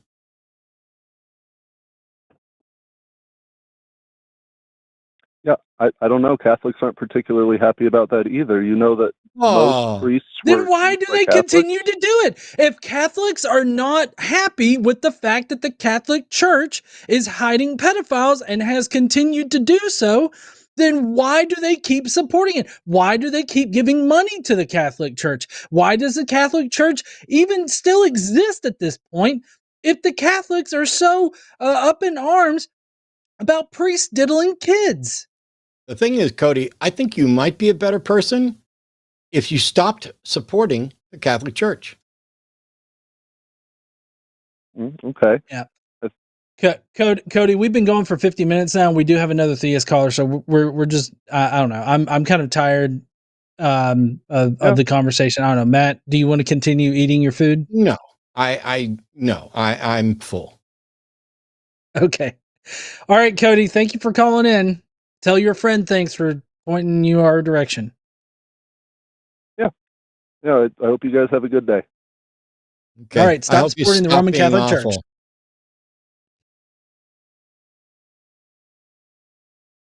All right. Great. Okay. Awesome. We do have a few calls left to get to. If you're a theist, we're definitely interested in talking to you still. So it's not too late to get in there. So definitely call if you are a theist, 720-619-2288. We'd love to talk to you. Next up, we're going to go to Lou in Cheesy Ostriches. I've been forgetting to do that. Hey there, Lou. How you doing? Good. How are you guys doing? Doing pretty good. Oh, it's a mixed bag. I should probably take a break for a little bit. So, hi, Lou. Talk with John. I'm gonna breathe. Yeah. No. I that last caller was kind of tough to listen to. I mean, as far as just defending the Catholic Church is, I don't know how you can do that. But no, I am a theist, and I did go to. I've been a theist now solid for like a year. When I say solid, I mean I've been going to the same church, and it's really done a lot of good in my life, I feel. And I had went to church, tried other churches before that, were Christian churches, different denominations that were, I really didn't feel. I guess I didn't feel enlightened. I didn't feel like it was doing me any good. But anyhow, the reason why I like being, like I believe in God is because. Me personally, I've had a lot of, just a lot of good things happen in my life since I went to this church. I feel that it's made, it's changed me as a person. It's made me a better person, a more loving person, and it's made me more. Lou, go ahead. I'm sorry. Lou? Yeah. What denomination are we working with here? It's Christian, and it's basically it's like non-denominational. It's an international church. I live in Denver, so it's called Denver International Church, and we're a small church. It just got started, and maybe that's one of the reasons why it's refreshing, because we do park services. We don't go to these a big church. So we basically do park services, or we'll do it at the pastor's house, and it's personal. It's a real personal church. Right, yeah. Lou. So what is like? What is the is the reason why you believe in God because this belief has been psychologically and emotionally good for you? Is that the primary reason why you believe in God? Yeah, I mean, and I know what like Matt was saying, how he felt the Holy Spirit, and then maybe he found out that it really wasn't the Holy Spirit. Maybe that's what I'm going through. Like I can't tell you 100%. Like I never had I haven't seen God, or I haven't seen Jesus, anything like that. I mean, it's like, a lot of it is psychological, but it's doing me good. So what do you think about, well, like for me personally, I mean, I went and saw a therapist and I made my life better. I guess I don't know how I'm supposed to take this as far as your belief in a deity, because if a deity exists, he should exist regardless of whether or not, like, you do mentally good believing in him and I do mentally good not believing in him. Like, that seems to be not the deciding factor there. Do you understand what I'm trying to say here? Like, it seems to me like if God does exist, there should be some kind of way for us to empirically be able to detect like his existence, right? Yeah, I mean, I guess I could say that I've tried other churches, and I think that a lot of it depends on the faith. I mean, going to churches, because you said there's 40,000 different denominations for Christian, which is mind-boggling to think that like there's that many. And I understand where there could be some churches that you could go to that maybe aren't tapping into God. They're just I mean, that's just for them. That would go ahead. Yeah, that would just be the known denominations that are out there, the known different types of churches. There's, I guess more progressive Christians that, deny being part of a religion of Christianity and are in a relationship with Jesus. And they all have different ideas about what Jesus would approve of and not approve of and everything. So like, I mean, the 40,000 number is just what we can actually like count. So, I mean, there's definitely more than 40,000 different ideas of your particular version of God. So how do you know that you have the correct version of God and not just something that you have convinced yourself of in order to like better your mental health? Well, I don't necessarily know that, but I guess, I have faith in it. And I guess that, at this point, because for somebody to really prove God is impossible. I mean, unless it is, because it's like, well, because it's just like what you guys said. I mean, you guys are, I've watched all of your shows, not all of them, but I've watched probably, hundreds. And I've heard people try to prove God, and no one has done it. No one's even came close. The fact that nobody's done it means nobody can do it? I'm not saying that, but I don't know. I mean, I've thought of every way to how I could do it. And I mean, without obviously I know personal. Well, if you haven't thought of anything, then I guess it is impossible. I mean, it's unless he, but then you even said that if he I'm sorry. Well, I was just, I was just going to ask, do you think that God has like some kind of real effect on our reality? Like, does it if God exists, do you think that he actually intervenes and like does things with our world, our universe, whatever, our reality? I would hope that he's not doing bad things. I mean, I would hope that if he does intervene, I would hope that he intervenes with with people that yeah. Can anybody say they believe in God if when they're talking about God, they're talking about, hey, if he interacts with reality, I hope it's in a good way? Isn't that really just saying you hope there's a God and you hope that he's good? I mean, like, I appreciate the fact that you found a church that you're enjoying and is benefiting you. But as John was pointing out, you know, there's people benefit from therapy and stuff. Whether or not you're benefiting isn't an indicator that there is a God. So why on earth would you believe there's a God if the best you can do is hope that he's not awful? Well, because there's a lot of bad things that go on in this world. I mean, there's so much, you know, like people die of horrible, you know, natural disasters. I don't understand how that's relevant. I don't understand how the fact that there's bad things is relevant to whether or not there's good reason to believe in a God, or if you actually believe in a God, if all you can do is hope he's not awful. Well, what I'm saying is that I hope God's not just watching that and not trying to do something to help. You know, I mean, and that's the hard thing. So, with, you know, what has God ever done to help? Given us, you know, hope for happiness, for eternal life. Prove that God gave us hope for eternal life. Proof that God gave us hope for eternal life, and then also prove that that helps us. Because I'm pretty much convinced that the afterlife, that the notion of a soul is the most dead concept in all of theology, and that there is zero hope for an afterlife, and that it is beyond ridiculous to suggest that there is. But if a God concept makes people hope for an afterlife, that's completely different from there being a God that gives you confident hope for an actual afterlife. So you're saying that God gives us hope of an afterlife. How? Just by knowing that, like, when you're, you know, that you're living your life, and that you're, you know, you're just basically, when you die, your soul goes on where you don't just, I guess, cease to exist. What soul, Lou? Well, your person, your person, who you are, the person that makes you unique, and, you know, I guess your how do you heart, show the love how that do you you have. show that the person that makes me unique doesn't just cease to exist when I die? Well, I mean, I guess if that's the case, then, you know, you know, I guess we're just, you know, never gonna, you know, I guess you're just never gonna be able to love again, and you're just gonna be. Which, I mean, if that's the case, I mean, you know, I guess that's the alternative. It's one or the other. You know, I hope Well, that there is. congratulations. You're right. Either we continue after we die or we don't. I'm glad we sorted this out. How can we tell which one of them's right? You really can't, not until you die. And yet you have opted to believe one of those two options. Hey, here's a thought.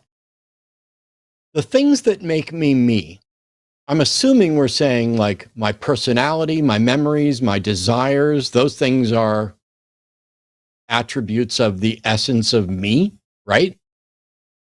Sure.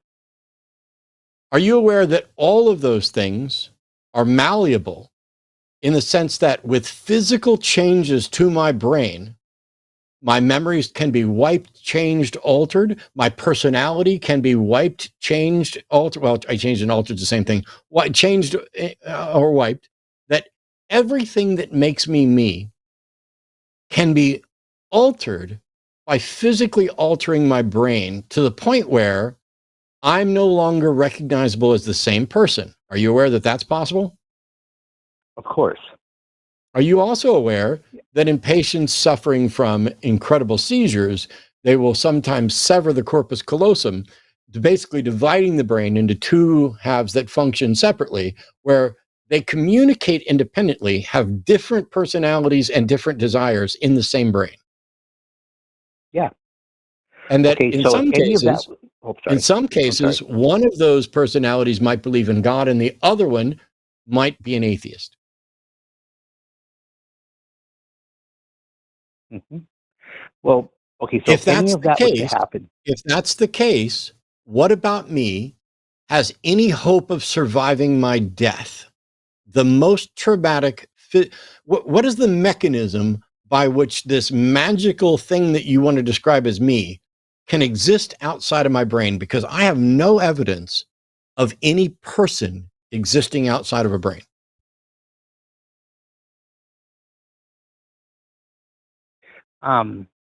Well, it's the person that you were that people remember about you. Like if, let's say, that was to happen. No. Other people's memories of me is not me. But it's who you were. It's your spirit. It's okay. It's not my spirit. It's their memory of me. If I remember a movie, that's not the spirit of the movie. Yeah, the movie is the movie. The movie, correct. After it's and over. I'm me. Yeah, so what I'm saying is, do you have any example of a person existing absent a brain? No, of course not. Okay, neither do I. And I have a mountain of evidence that everything that makes me me in a brain sense, in a mind sense, is subject to change and alteration through direct physical manipulation. So let's say I'm a Christian and I get hit in the head with a board and I become an atheist. Is my soul going to hell now? Is it the case that there's a soul desperately trying to pilot this ship, but it can't because of the brain damage? I believe so. Cool. Then how do you tell the difference? Then how do you tell the difference between a person whose soul is driving their ship and someone who's doesn't have a soul driving their ship, but is a soulless automaton? How do you tell the difference between those two? Something's mentally wrong with them. Something is wrong with their brain. Their brain is not working. So you don't know that. You don't know that. But you said, what's the difference? I said, how do you tell the difference? How do you tell? Okay, no, I'm sorry. Here's two people. They both start off with souls guiding the person. Mm-hmm. One of them suffers some sort of defect, and now the soul no longer guides the ship, but it still walks around and moves and does stuff and thinks stuff and has a personality and likes and desires. How do you tell which of them has a soul driving and which doesn't? You probably couldn't tell unless you were a doctor and What do you mean if you're a doctor? How can a doctor tell whether or not there's a soul? Oh, no. Well, whether their mind is working right. I believe your mind has to be right in order for your soul and your mind to, No, Lou, you are ignoring what we just decided. Physical damage to my brain can change my personality, my memories, my desires, and yet I still function as a person. And you said that in that scenario, you believe there's a soul that just can't guide that person. And yet the person is still walking around with likes and desires and preferences. Mm-hmm. Yeah, as far as like the soul, it's really hard to, why are you so smart, Matt? You're able to think in layers that are very, it's very hard to counter what you're saying because, it makes sense what you're saying. I just believe that your soul Because I care about what's true. It's very hard to counter what I say because unlike most people, I don't give a shit if something feels good. I don't give a shit if it'd be nice for there to be an afterlife. I'm not even convinced there would be nice to be an afterlife. All I care about is what is true. And so I have trained my brain to focus on how to tell whether or not something is true. So I know the questions to ask, not all the time, but most of the time, to get to, is there truth? How do you know that there's a soul at all? You don't. How do you know whether a soul is guiding a human? You don't. How preposterous is it to think that there's a soul that's tied to me, but because I got hit in the head, now it's stuck to me, but it can't guide me? So if I sin, does that sin get attributed to the soul? If the soulless me accepts Jesus, but the soul me is still an atheist, what do we do then? There's no math with souls. And everything we know about personality in the brain suggests that this is a function. The mind is a function of the brain, and there's no reason to think it survives death. So when you talk about there being hope for an afterlife, you have to demonstrate that there's a soul and some possibility or likelihood of an afterlife. And I don't know how to do that. I mean, maybe it's somewhere in your brain, your soul is it's tied into your brain where, like, for example, this is what I think of a soul. Maybe, Lou. I'm not interested in maybes. Well, this is what I think of soul like if you're like, when you do something that is like maybe hurtful to somebody, okay, your brain, even though it's okay because you didn't kill them, it's hurtful to them. So your brain tells you, it's okay. I just had to do that for whatever reason. But your soul might nag at you to maybe call him and apologize, or maybe no, that's still my brain. That's still my brain. You don't get to attribute my conscience and my dignity and my integrity and my compassion for other people. You don't get to claim that's a fucking soul. Well, I believe it has something to do with. Something to do with it, because Why? How could some people? I'm sorry. Go ahead. Yeah. Well, how do you know that it has something to do with the soul? I mean, I'm hearing a lot of like very conditional, statements from you, like if this or if that. How do you know that a soul is even there? Like what? Let me ask more specifically. What distinguishes between just human consciousness and the soul in this particular respect? Because what I'm hearing from you is that the soul and your consciousness are this exact same thing. So, from my perspective and, scientifically, consciousness is an emergent property of a sufficiently complex central nervous system. So if the soul is indistinguishable from consciousness, then it seems like there's no soul at all. There's just consciousness. So what's that magical aspect for you that distinguishes a soul from consciousness? I mean, like some people will say, for example, Hitler doesn't have a soul because he was okay with killing 15 million Jews. So I would say, he didn't have a soul. Well, okay, hold on, but then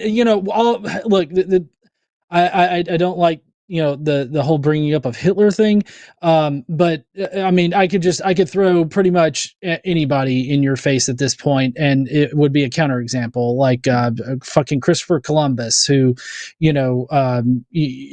enslaved many people, killing a bunch of people. God himself in the Bible commands a number of genocides. So like I mean I could literally throw anybody in your face at this point and say that they don't have souls. Like, did Christopher Columbus have a soul? And I mean, you would end up just be speculating about this, and you're not actually telling me what is the differentiating factor between a consciousness and a soul. Mm-hmm. Well, I think that they go hand in hand in terms of. That's just what I think. They go then we don't need souls. I have the right answers? No. Then we don't need souls. Like Matt said a little bit ago, we can alter the chemical balance of our brain. We can alter the physical structure of our brain, and we can fundamentally change how our minds work. So if that's the case, and the soul is indistinguishable from consciousness, then we just simply don't need a soul, like whatsoever. Like an energy. It's like an energy, I could say. Because don't you feel like, have you ever felt somebody's energy? Yeah, no. Like that's what I'm saying. Like you've never felt anybody's energy. Dogs feel it. What kind of energy? Dogs will feel energy. What kind of energy? If you're like bad energy, good energy, like if there's no such thing as bad energy and good energy, as far as I can tell. I have no idea what you're talking about. How do we measure and identify bad energy and good energy? It's a feeling. It's okay. Let me ask you a question. Have you ever? So what matters more? What matters more, Lou? Facts or feelings? Does the fact that you feel something mean you're right about what it is? Yeah, you're feeling it. No, it doesn't. No, it fucking doesn't. The fact that you feel like there's bad energy doesn't mean there's bad energy. It might just mean that you've been duped into thinking there's such a thing as bad energy, and you use that as an excuse when your brain doesn't know how to process what's actually going on. Ooh, I'm not quite sure what I'm picking up on. I've had lots of interactions with people. Some people are creepy, and this person kind of creeps me out, so I'm going to call it bad energy, when in actuality, you have trained your intuition to spot certain patterns of behavior in people, but you're not aware of what those patterns are. So you just call it bad energy and good energy. How do you know that's not the case? I mean, that it might be. It might be. I'm just. Okay. If it might be, then why do you believe the opposite? Lou, do you care if your beliefs are true, or are you just fine with them if they feel good? What's that? Do you care if your beliefs are actually true, or is it just okay if they feel good? do I care about the truth or if they just feel good? Is that what you said? I'm sorry, it got muffled. Do you care if your beliefs are true, or is it enough for them to feel good? The delay is all both. I needed. I'm going to go to the restroom real quick, John. I'll be right back. Okay. As far as the, feeling someone's energy, I just want to point out how feelings, like when you feel happy or you feel nervous or anything like that, that's just a chemical reaction happening in your brain, right? Like, I mean, we can measure those things through different scientific tests and everything like that. We can actually measure those reactions, and in scientific studies, they do those things all the time. So when you talk about feeling someone's what you label as energy, I mean, do you understand that is your perception and your mind is, doing its mind thing, and the chemicals are interacting in a certain way that makes you feel a certain way about, either a person's presence or like an idea in general? Like, do you acknowledge that? I mean, to a certain extent, of course. I mean, I'm not an idiot, but okay. So, for example, okay, I'm going to bring this up. I was going to. Can I mention one point, please, just real quick? Sure, go ahead. Okay, I appreciate it. So, I'm a big football fan. I live in Denver, where we love the Broncos here. They're a football team here in Denver. I'm sure you've heard of them. And when you go to the Broncos stadium, when you go to any stadium now, I don't know. Obviously, you're going to say that's adrenaline and chemicals. But when you go to a stadium, that's the home team, and everyone's cheering, and they're bringing that energy for the home team or for the team that they're cheering for. There's just I don't know if you could say, is that all that just brain chemistry? Why yes. a team will play better, or is that? I mean, that's just basically brain chemicals. I mean, that's yeah. I mean, that all that is your brain's chemistry and physical structure, the complex interaction between those two. I mean, that governs our behavior. So, if it's more than that, somebody would have to prove that, right? Mm-hmm. What's that? Yeah, and that's what you would have to. You would, if it's more than brain chemistry and the physical structure of your brain, you would need to be able to prove that. And that's kind of what I've been trying to get to here, is like, what is the evidence for something more than just your brain? Well, the fact that, for example, teams just play better at home. They would in front of their crowd, cheering for them. I mean, no. Again, that's not actually giving me evidence for some kind of magical aspect to your, to your mind. And I say magical aspect. What I mean is, what kind of extra thing exists there that just that makes it more than just brain chemistry and the physical structure of your brain. I'm like I said, I believe in energy, and maybe that's just chemicals. Maybe that's what energy is. Like you said, you guys are super smart. I mean, super smart. You guys are probably two of the smartest guys I've ever spoke with. So yeah, I mean, I think about what you guys say a lot. I'm just being honest with you guys. You're very well spoken. It gives me a lot to think about. There's a lot of things about Christian. I'm a Christian. I believe in God. Do I believe in everything the church says? Beliefs? No. I mean, if I believe if you love somebody, it doesn't matter what sex they are. If you love somebody truly with your heart, then you should be with them. I mean, that's how I look at things. Is that what the Bible says? I'm sorry? Is that what the Bible says? It probably says to stay with the opposite sex. So, but I don't believe in everything. What justification do you have for disagreeing with the Bible? Well, it's I believe that the Bible has a lot of good in it. I haven't read it cover to cover like you have, Matt, and so I'm not as good to speak about the Bible as you are. But as far as, I believe that there's things that you can take out of the Bible that are very good in your life, and I believe that there are some things in the Bible that are outdated. This is not even in the ballpark of an answer to my question. So when it comes to Christianity, apart from the Bible, what other source material do we have? That's it. Okay. So if the Bible says if a man lies with a man as he lies with a woman, they both have committed an abomination or deserving of death, does that verse mean that if two men have gay sex, they should be put to death? No. That's not what that verse means? Oh, yeah, but I don't believe that. I mean, I didn't ask what you believe, Lou. We're getting to it. Just focus on the question I'm asking, not the one you wish I would have asked. So, when the Bible says that, does that mean that the Bible's position is that gay sex should be punished by death? Yes, it says that. You don't agree with the Bible on that subject, correct?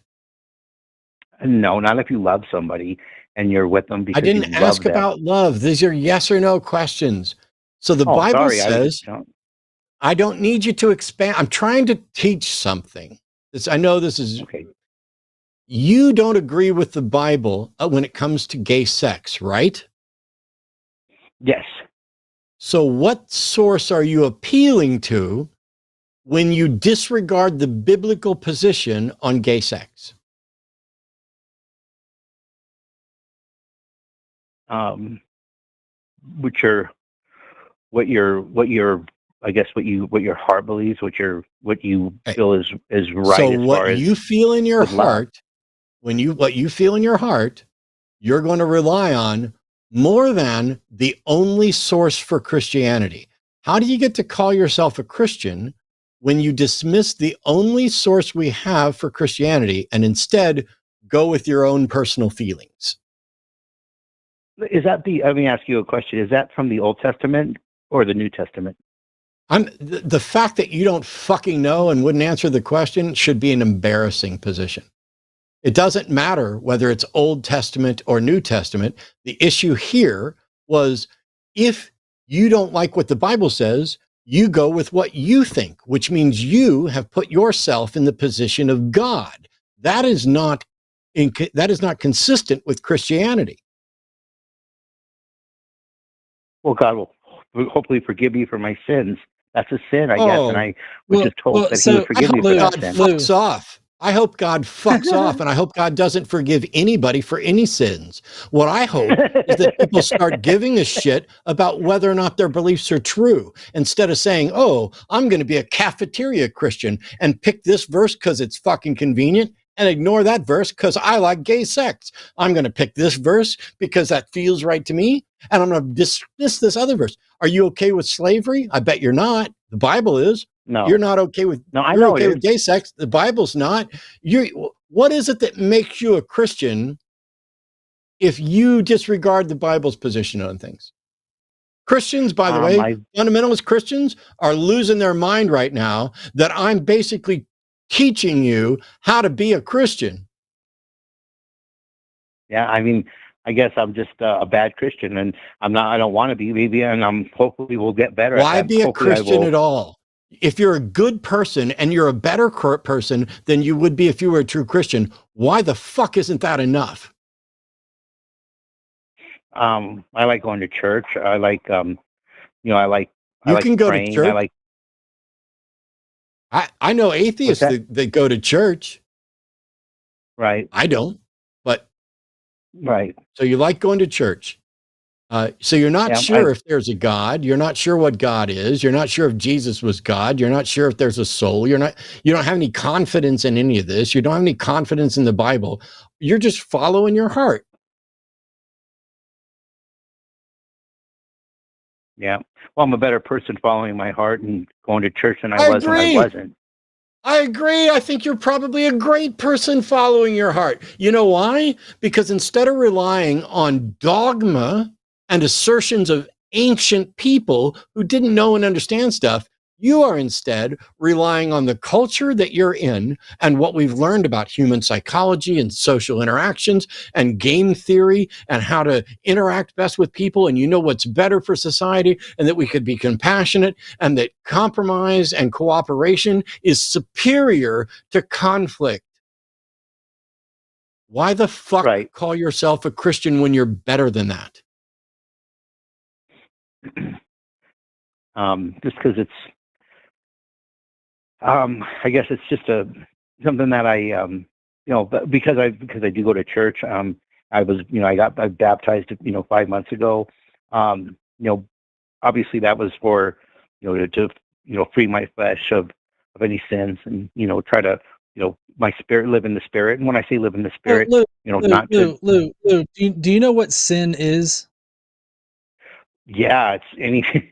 According to Christians, it's anything that you do that's like anything that's not by the Bible, pretty much. Well, no. It's not.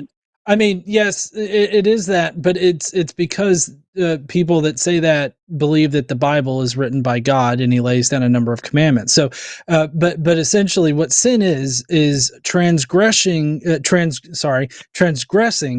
the will of God or the commands of God, right? So, how do you know what the commands of God are? In the Bible and the 10 Commandments. And well, I mean the 10. Okay, so are you saying that the 10 Commandments are from God? Yes. Yeah. Okay. Supposedly they are. I mean, yeah. Do you consider God to be omnibenevolent? The Bible says He is, so I guess I. Does it? Yeah. I mean, yes. Right. So if you believe that God is omnibenevolent, no, you're fine. If God is omnibenevolent, then why in the 10th commandment that most Christians consider, the 10 commandments that everybody knows, in the 10th commandment, God lists women as property and also lists slaves as property. So why is it that your omnibenevolent God considers women to be property of men, but then also that you can keep and own slaves? I don't know. I don't know. That's okay. Yeah. It seems to me like it would be a sin if you also didn't consider women to be a property of men. Like, do you consider women to be property of men? Of course not. Okay, then it seems to me like you're perpetually sinning. So, like, I feel like you can't knowingly, repent or fully repent of that sin. So, even in your own worldview, like you're going to get sent to hell by God, anyways, right? I hope not, but yeah. I mean, if He doesn't forgive me for that sin, and for some of the things I don't agree with, and yeah. Well, typically people that talk about repentance and sin, if you truly repent of sin, then you won't do it again. And if you continuously sin, I guess, are you one of the kind of Christians that thinks that you can pray for forgiveness every night and God forgives you every single day, even if you do bad things? I mean, no, I don't justify doing bad things by saying, "Oh, well, God will forgive me because I'm going to pray about it." Absolutely not. Well, no, that's all. I'm just asking if like there are things in the Bible. This is what I'm getting at. There are things in the Bible that obviously nobody in their right mind is going to support: genocide, chattel slavery, even debt slavery. Now nobody in the right mind would take on debt slaves. Treating women as property, graping little girls after you genocide their entire family. Like, all of those things are commands by your God. And it seems to me like if you're worshiping that God and you're considering, what God would consider to be transgressing, I don't know why I can't pronounce that, transgressing, his will and everything like that. I'm having trouble, I guess, figuring out how you determine what is sin in order for you to repent of that sin. Because I'm guessing you don't pray every night for forgiveness that, God will forgive you for not treating women like property. That's not something that you've been doing for the past year. So how do you determine what is sin? By like just doing things that are wrong, as far as if I lie to somebody about something, even if I'm trying to like not hurt their feelings, but say something that is a lie. So I know that that's wrong. God God lied to his chosen people several times. He lied to Adam and Eve in the garden when he said that eating the fruit of the tree of knowledge was going to cause them to die. He lied then. He specifically sent out a lying spirit to a bunch of the prophets while only telling the truth to one prophet. So, like, God has lied. God's fine with lying as long as you're lying for God. Yeah, that's not well. As far as like when I actually did ask my pastor about that, about some of the things about like slavery and about some of the genocide, some of the stuff. Well, not genocide, but about slavery and about owning women. And he said that that it was the old law, and I don't know is like and I'm not sure what that means by the old law. I don't know if that's the Old Testament or what, but as far as so I guess that that's the answer that they want to give for that. So as far as that, obviously it's not a law for American, like being in the United States. I mean, you can't own a slave. No. Okay. So Lou, let me stop you. When we criticize your God for treating women like property, even issuing those commandments and everything like that, I mean, you yourself said that Christians adhere to the 10 commandments, and I've already established how in the 10th commandment it labels women as property. So I mean, there you go for that one as far as Old Testament law goes. And I realize that it is in the Old Covenant, but typically Christians consider Jesus to be God, and if Jesus is God, then Jesus is directly responsible for all the bad shit that he commanded in the Old Testament. So we're not really criticizing Christians in the light of like saying, oh, you should be genociding people out there, even though Christians thought that for a millennia, after Jesus supposedly died on the cross. And so when we criticize your God for that, what we're criticizing is the fact that you consider him to be omnibenevolent, omnipresent, and omnipotent, but yet he chose to give out these particular commandments for treating women like property, for keeping chattel slaves, and all that. We're not saying Christians should keep chattel slaves now. We're saying that God commanded evil, so therefore he can't be omnibenevolent. And if omnibenevolence is a primary component to your God that establishes his existence or describes your God, then your God just simply doesn't exist because it's internally contradictory. But Lou, every time a pastor tells you something was the old covenant, the old way, the Old Testament, you need to think about this. Creation, is that the Old Testament? Yes. Original sin, is that the Old Testament? Yes. Prophecy, supposedly related to Jesus, is that the Old Testament? Yes. 10 Commandments, actually all 613 of them, are they in the Old Testament? Yes. And so even if the New Testament comes along, if you throw out the Old Testament, you throw out everything that leads to a New Testament or anything else. But the other question is, what kind of fucking monster God gives flawed, immoral instructions to people for thousands of years, and then comes along and does not clearly say, hey, that was wrong, still leaves most of it ambiguous, but why would it ever need to be corrected? It is patently absurd for people to be like, oh, but that's the Old Testament, that's the Old Covenant. There is a difference between the covenant the Jews are under and the covenant the Gentiles are under, whether you're under the Mosaic law or the Noahic law. But none of that has anything to do with any of the rest of it. And why would it be that way? And why does the God of the Bible have a completely different set of rules for men than he does for women? Why does the God of the Bible have a completely different set of rules for Jewish slaves than he does for Gentile slaves? Why does that God say that you can buy slaves and they can become your property forever and you can pass them on to your kid? Why does God command genocides and the keeping of young virgin girls as your prize at the end of this? What is it about the New Testament that makes Christians look like dipshits when it comes to what was said in the Old Testament? Is your God punking you or is your pastor punking you? Yeah.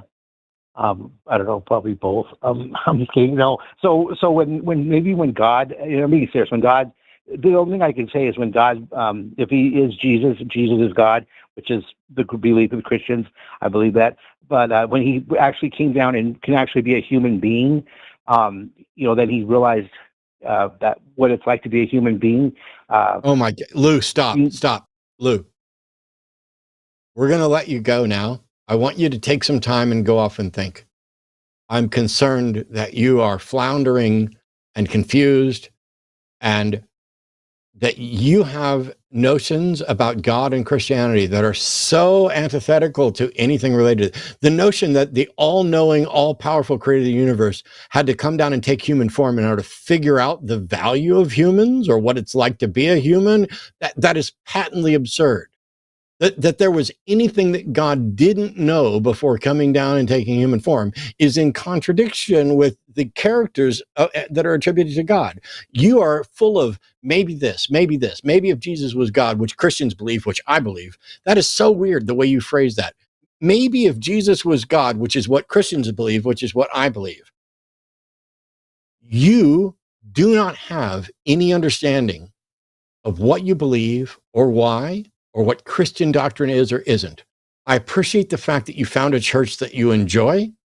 I hope you continue to enjoy that until such time as you find something that you enjoy that doesn't depend on a bunch of confused misunderstandings about obvious bullshit. But you need to take some time and think. We should not keep spinning our wheels on this, because I fear that one of the two of us is going to have a breakdown, and I've already had a bad day, so it's probably going to be me. Okay. All right. Thanks for your time, guys. Lou, yeah, thanks for calling in. Hope you'll call in again in the future, okay? All right. Have a good night. Bye. All right, bye. Thanks, Lou. I hope Lou finds finds a way to find peace without,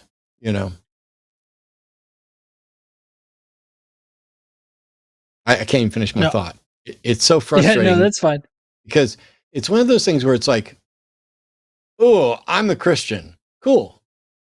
Tell me what that means. I don't know. Okay. The number of people who believe something,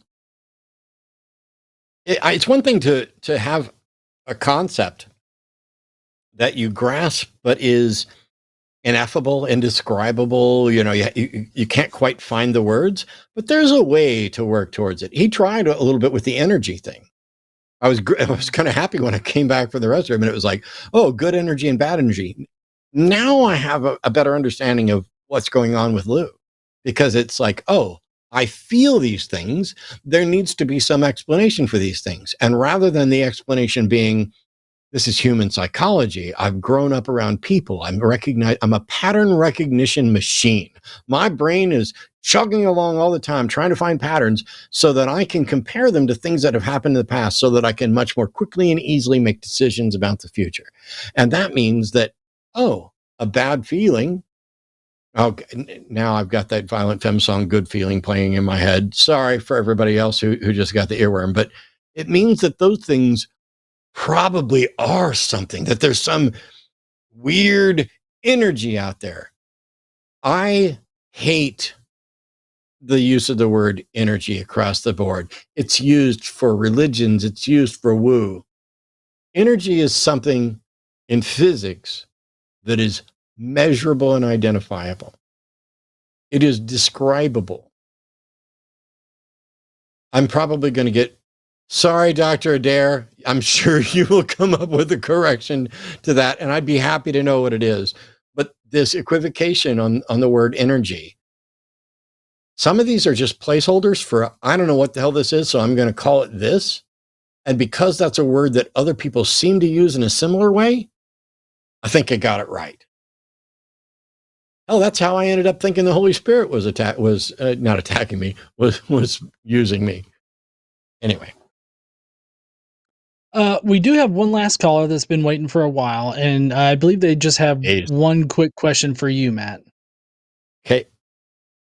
So Jeff in Canada, pronouns are he, him. Jeff has been waiting off and on with drop calls for what seems like, 2 shows in 18 hours to ask me a question that I'm afraid you're going to be very disappointed in, Jeff. So I will shut up. Please ask your question.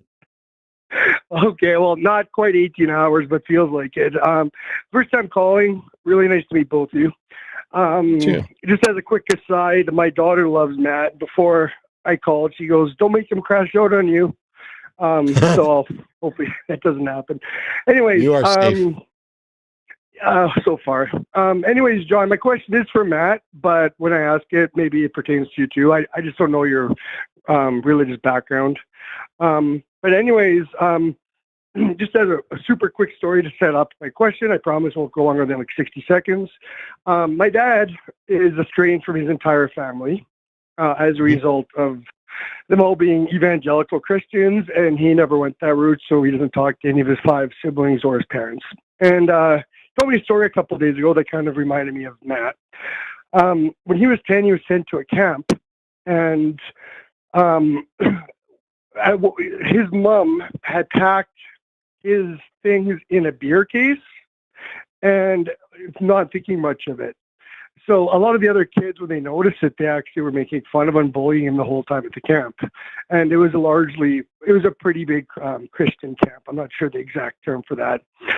Anyways, at some point over the week, my dad had enough of crying, and he got a counselor to talk to him about it. And the counselor pulled him aside and just said, well, I think we have to pray for your strength, and we have to pray for those other kids. And my dad told me at that moment, he kind of, on some level, realized that all the stuff he was being force-fed had to be bullshit. And the reason I thought of Matt was, I said, well, if you didn't have that moment, do you think you would have ever, gotten to an atheist perspective? And he goes, I like to think so, but I'm not sure. So my question is, Matt, I've heard you mention a lot about how you kind of deconstructed, and you basically, the Cliff Notes version of that is you said you just couldn't find a reason to believe anymore. But you also mentioned a roommate. I think, correct me if I'm wrong, but you mentioned a roommate at one point that you had that was an atheist. Is that correct? Yes. Okay. So that kind of got me thinking, do you have any outside sources in your life that did make you kind of put the seed of doubt in your brain in some way or another?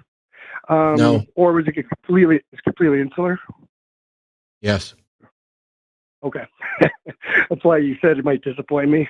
But no, I was just curious if you had any outside sources kind of making you question anything, but I guess my atheist roommate, who is still one of my all-time best friends, we're both playing EQ again. And I just went to dinner with him the other night.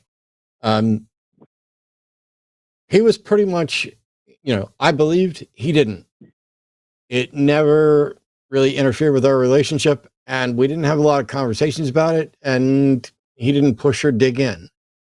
But the biggest thing that he did was just be, because what it did was it prompted me to try to figure out how I could convince my atheist friend, who I love like a brother, that he was going to die and go to hell unless he got saved. And the process of trying to figure out what I should say to him led to me figuring out I believed nonsense for bad reasons.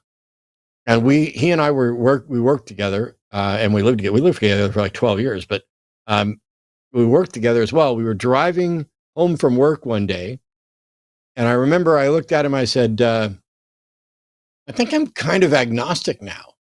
And he was like, oh, cool. And then it was just a day or so later that I was like, no, agnostic's not the right word. I'm actually an atheist. And it wasn't long after that, couple of years of writing stuff, that I was then starting to do shows. Oh, okay. So it's kind of got you where you had to go, I guess. It's interesting. Yeah, he's the best atheist ever. He didn't have to do any work and help convert me without anything directly. Yeah, maybe he should be hosting the show. Eh? Yeah, he could just sit here and say nothing.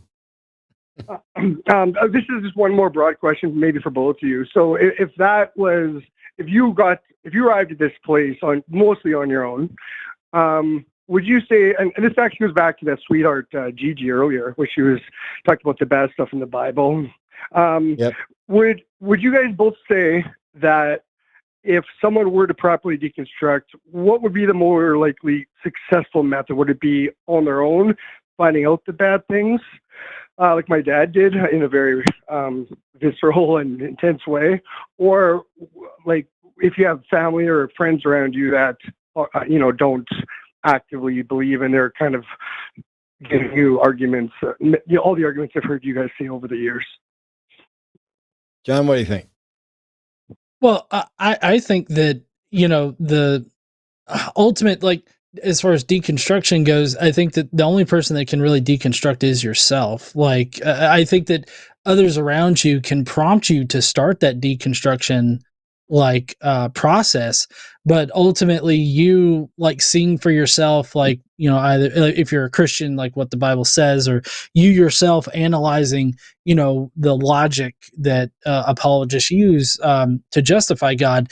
I think that that's what ultimately convinces people away or deconstructs people. But I think that it both can and can't happen due to outside influences from people around you, especially like loved ones that, truly care, about whether or not you believe in things that comport with reality.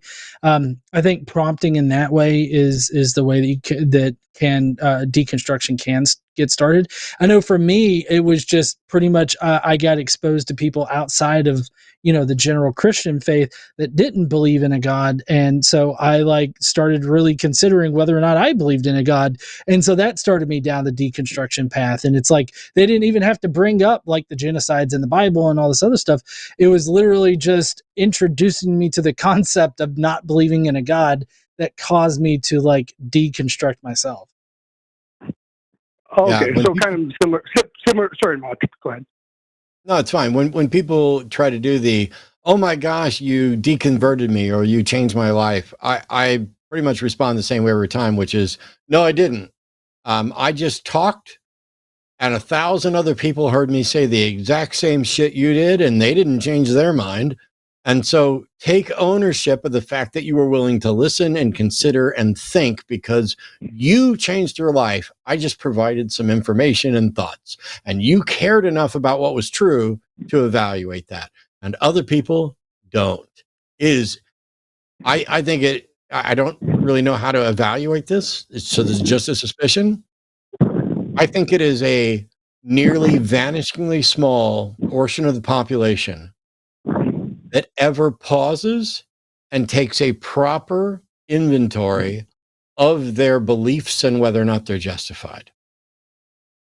Because most people get along without ever doing it. I was going to say they're too close to the source material, I guess. But one last question to let you guys know. I know you guys had a marathon of very tough calls. It's Matt, so when you said you were deconstructing, you say over and over you couldn't find a reason to believe, and I took that mostly as like from a logical perspective, or vantage point, whatever you want to call it. But the morality aspects in the Bible that I'm sure we've all find quite objectionable, were those ever something that led you to move away from that? Or no. logical? No. It's once I broke free of the, hey, this seems wrong. This thing in the Bible seems wrong, but that's because I'm a broken, fallen creation, and God is perfect, and God knows what's best, and God understands this, and God has a plan, and there's some way that God justifies this that I'm not aware of, and all I can hope for is when I get to heaven, maybe God will explain to me. Once I got out of all of that protective mechanism that hides the immorality in the Bible, then the floodgates open, and it was like, it's why I can rattle off 20 grossly immoral things in the Bible without batting an eye. And I think I heard John do 40 right earlier tonight. It was just like, ba-doom, ba-doom, ba-doom. We were like dueling with, who can come up with something else. It's so easy. It is trivial from the very beginning, with the notion, the stupidity and the notion of the tree of the knowledge of good and evil, and an original sin, and a talking serpent, and this puts the blame on Eve. And now you're naked. Why do you cover yourselves? Why did you make us naked? Why should we cover ourselves now? What was wrong with it before? Why did you put on a foreskin just so we could force everybody to cut it off? And then let David collect a bunch of them. None of it makes any sense. It is preposterous to a level that most people will never grasp, because they don't read the Bible. They don't study the Bible. They don't know what's in there. What they know is what Lou knows. And Lou knows he's going to go hang out with good people who think like he thinks. Right. And that's what helped John, that he was around people that weren't doing that. Yep. Yeah, well, that really put exclamation point on like a lot of your past calls, thinking of, that's the roadmap. You go after the foundational stuff first, and then the morality stuff should come after. But hey, guys, I really appreciate you guys taking the call. By the way, did you hear your video game intro? Yeah, just one last thing. I heard your video game intro, and John, I hope you weren't surprised about the Battlefield beta, because if you play Battlefield 5, you know that it should not be a shock. And Matt, one last question. Do you have a favorite chess player of all time? A favorite chess player of all time? Yeah, I know you. Yeah, I know you're kind of an avid chess player, and so am I. I'm just curious. I think Magnus is the greatest player of all time, and I am definitely a Magnus fan, both for his play style, and his attitude. But there are other chess content creators that I would rather watch. I like Eric Rosen, John Bartholomew. I like Ben Feingold. I like Ginger GM. I like watching all of those, but I'm normally, if you ask me what's your favorite X, it just irritates the shit out of me because I don't know. Like most of the time I don't have a favorite, but I'll go with Magnus. All right, I meant more in terms of style or whatever you gravitate toward, but okay, Magnus. I like Magnus's style. Yeah, well, I'm Team Karpov, and they kind of play the same, so nice. we're kind of on the same page there. So anyways, I'll let you guys go, but thanks so much for taking my call, and you guys have a great night, okay? You bet. Thanks, Jeff. All right. Tell your daughter I said hey. All right. That's the end, man. We got through all those calls. We got informations. We had some good discussions. I think we might have helped out maybe Lou a little bit. Unfortunately, once again, John, and it's 20 years of the same story, another show done, and not one hint of a good reason to believe in a God. Yeah, I know. Crazy how that works out, huh? It's wild. And in this modern era where everybody has more access to more information, a better understanding of logic, a better understanding of evidence, humanity, not individuals. Individuals are stupid as fuck, including me. But humanity has a wealth of knowledge and great understanding. And yet still, despite all of that, we ride on the shoulders of giants, and we are able to do things like stream our video and audio out to the world, something that couldn't even really have been properly imagined 2,000 years ago. And yet we seem no closer to good evidence for a God. I guess we'll have to have other discussions, which is why you guys should tune in to the other shows that are happening here on the line, including Skeptalk tomorrow night, where I believe you're going to be back with Aaron Adair. Yeah. Dr. Aaron Adair, the physicist and Bible scholar who will answer all your questions, all the ones that John didn't answer, but we're good. There's a bunch of shows coming up. Don't forget to go to patreon.com/calltheline. Go to Line Merch to find your stuff, and do what you can to consider joining on Patreon, because this past Saturday we did LineCon online. Owen Morgan, Dr. Adair, and myself all gave lectures, and those were available to our top tier patrons. You can get on that. I'm going to be doing more talks. I'm pretty sure that John may be doing a talk at some point as well, as are most of the other hosts on the line, and some guests maybe. We'll see you.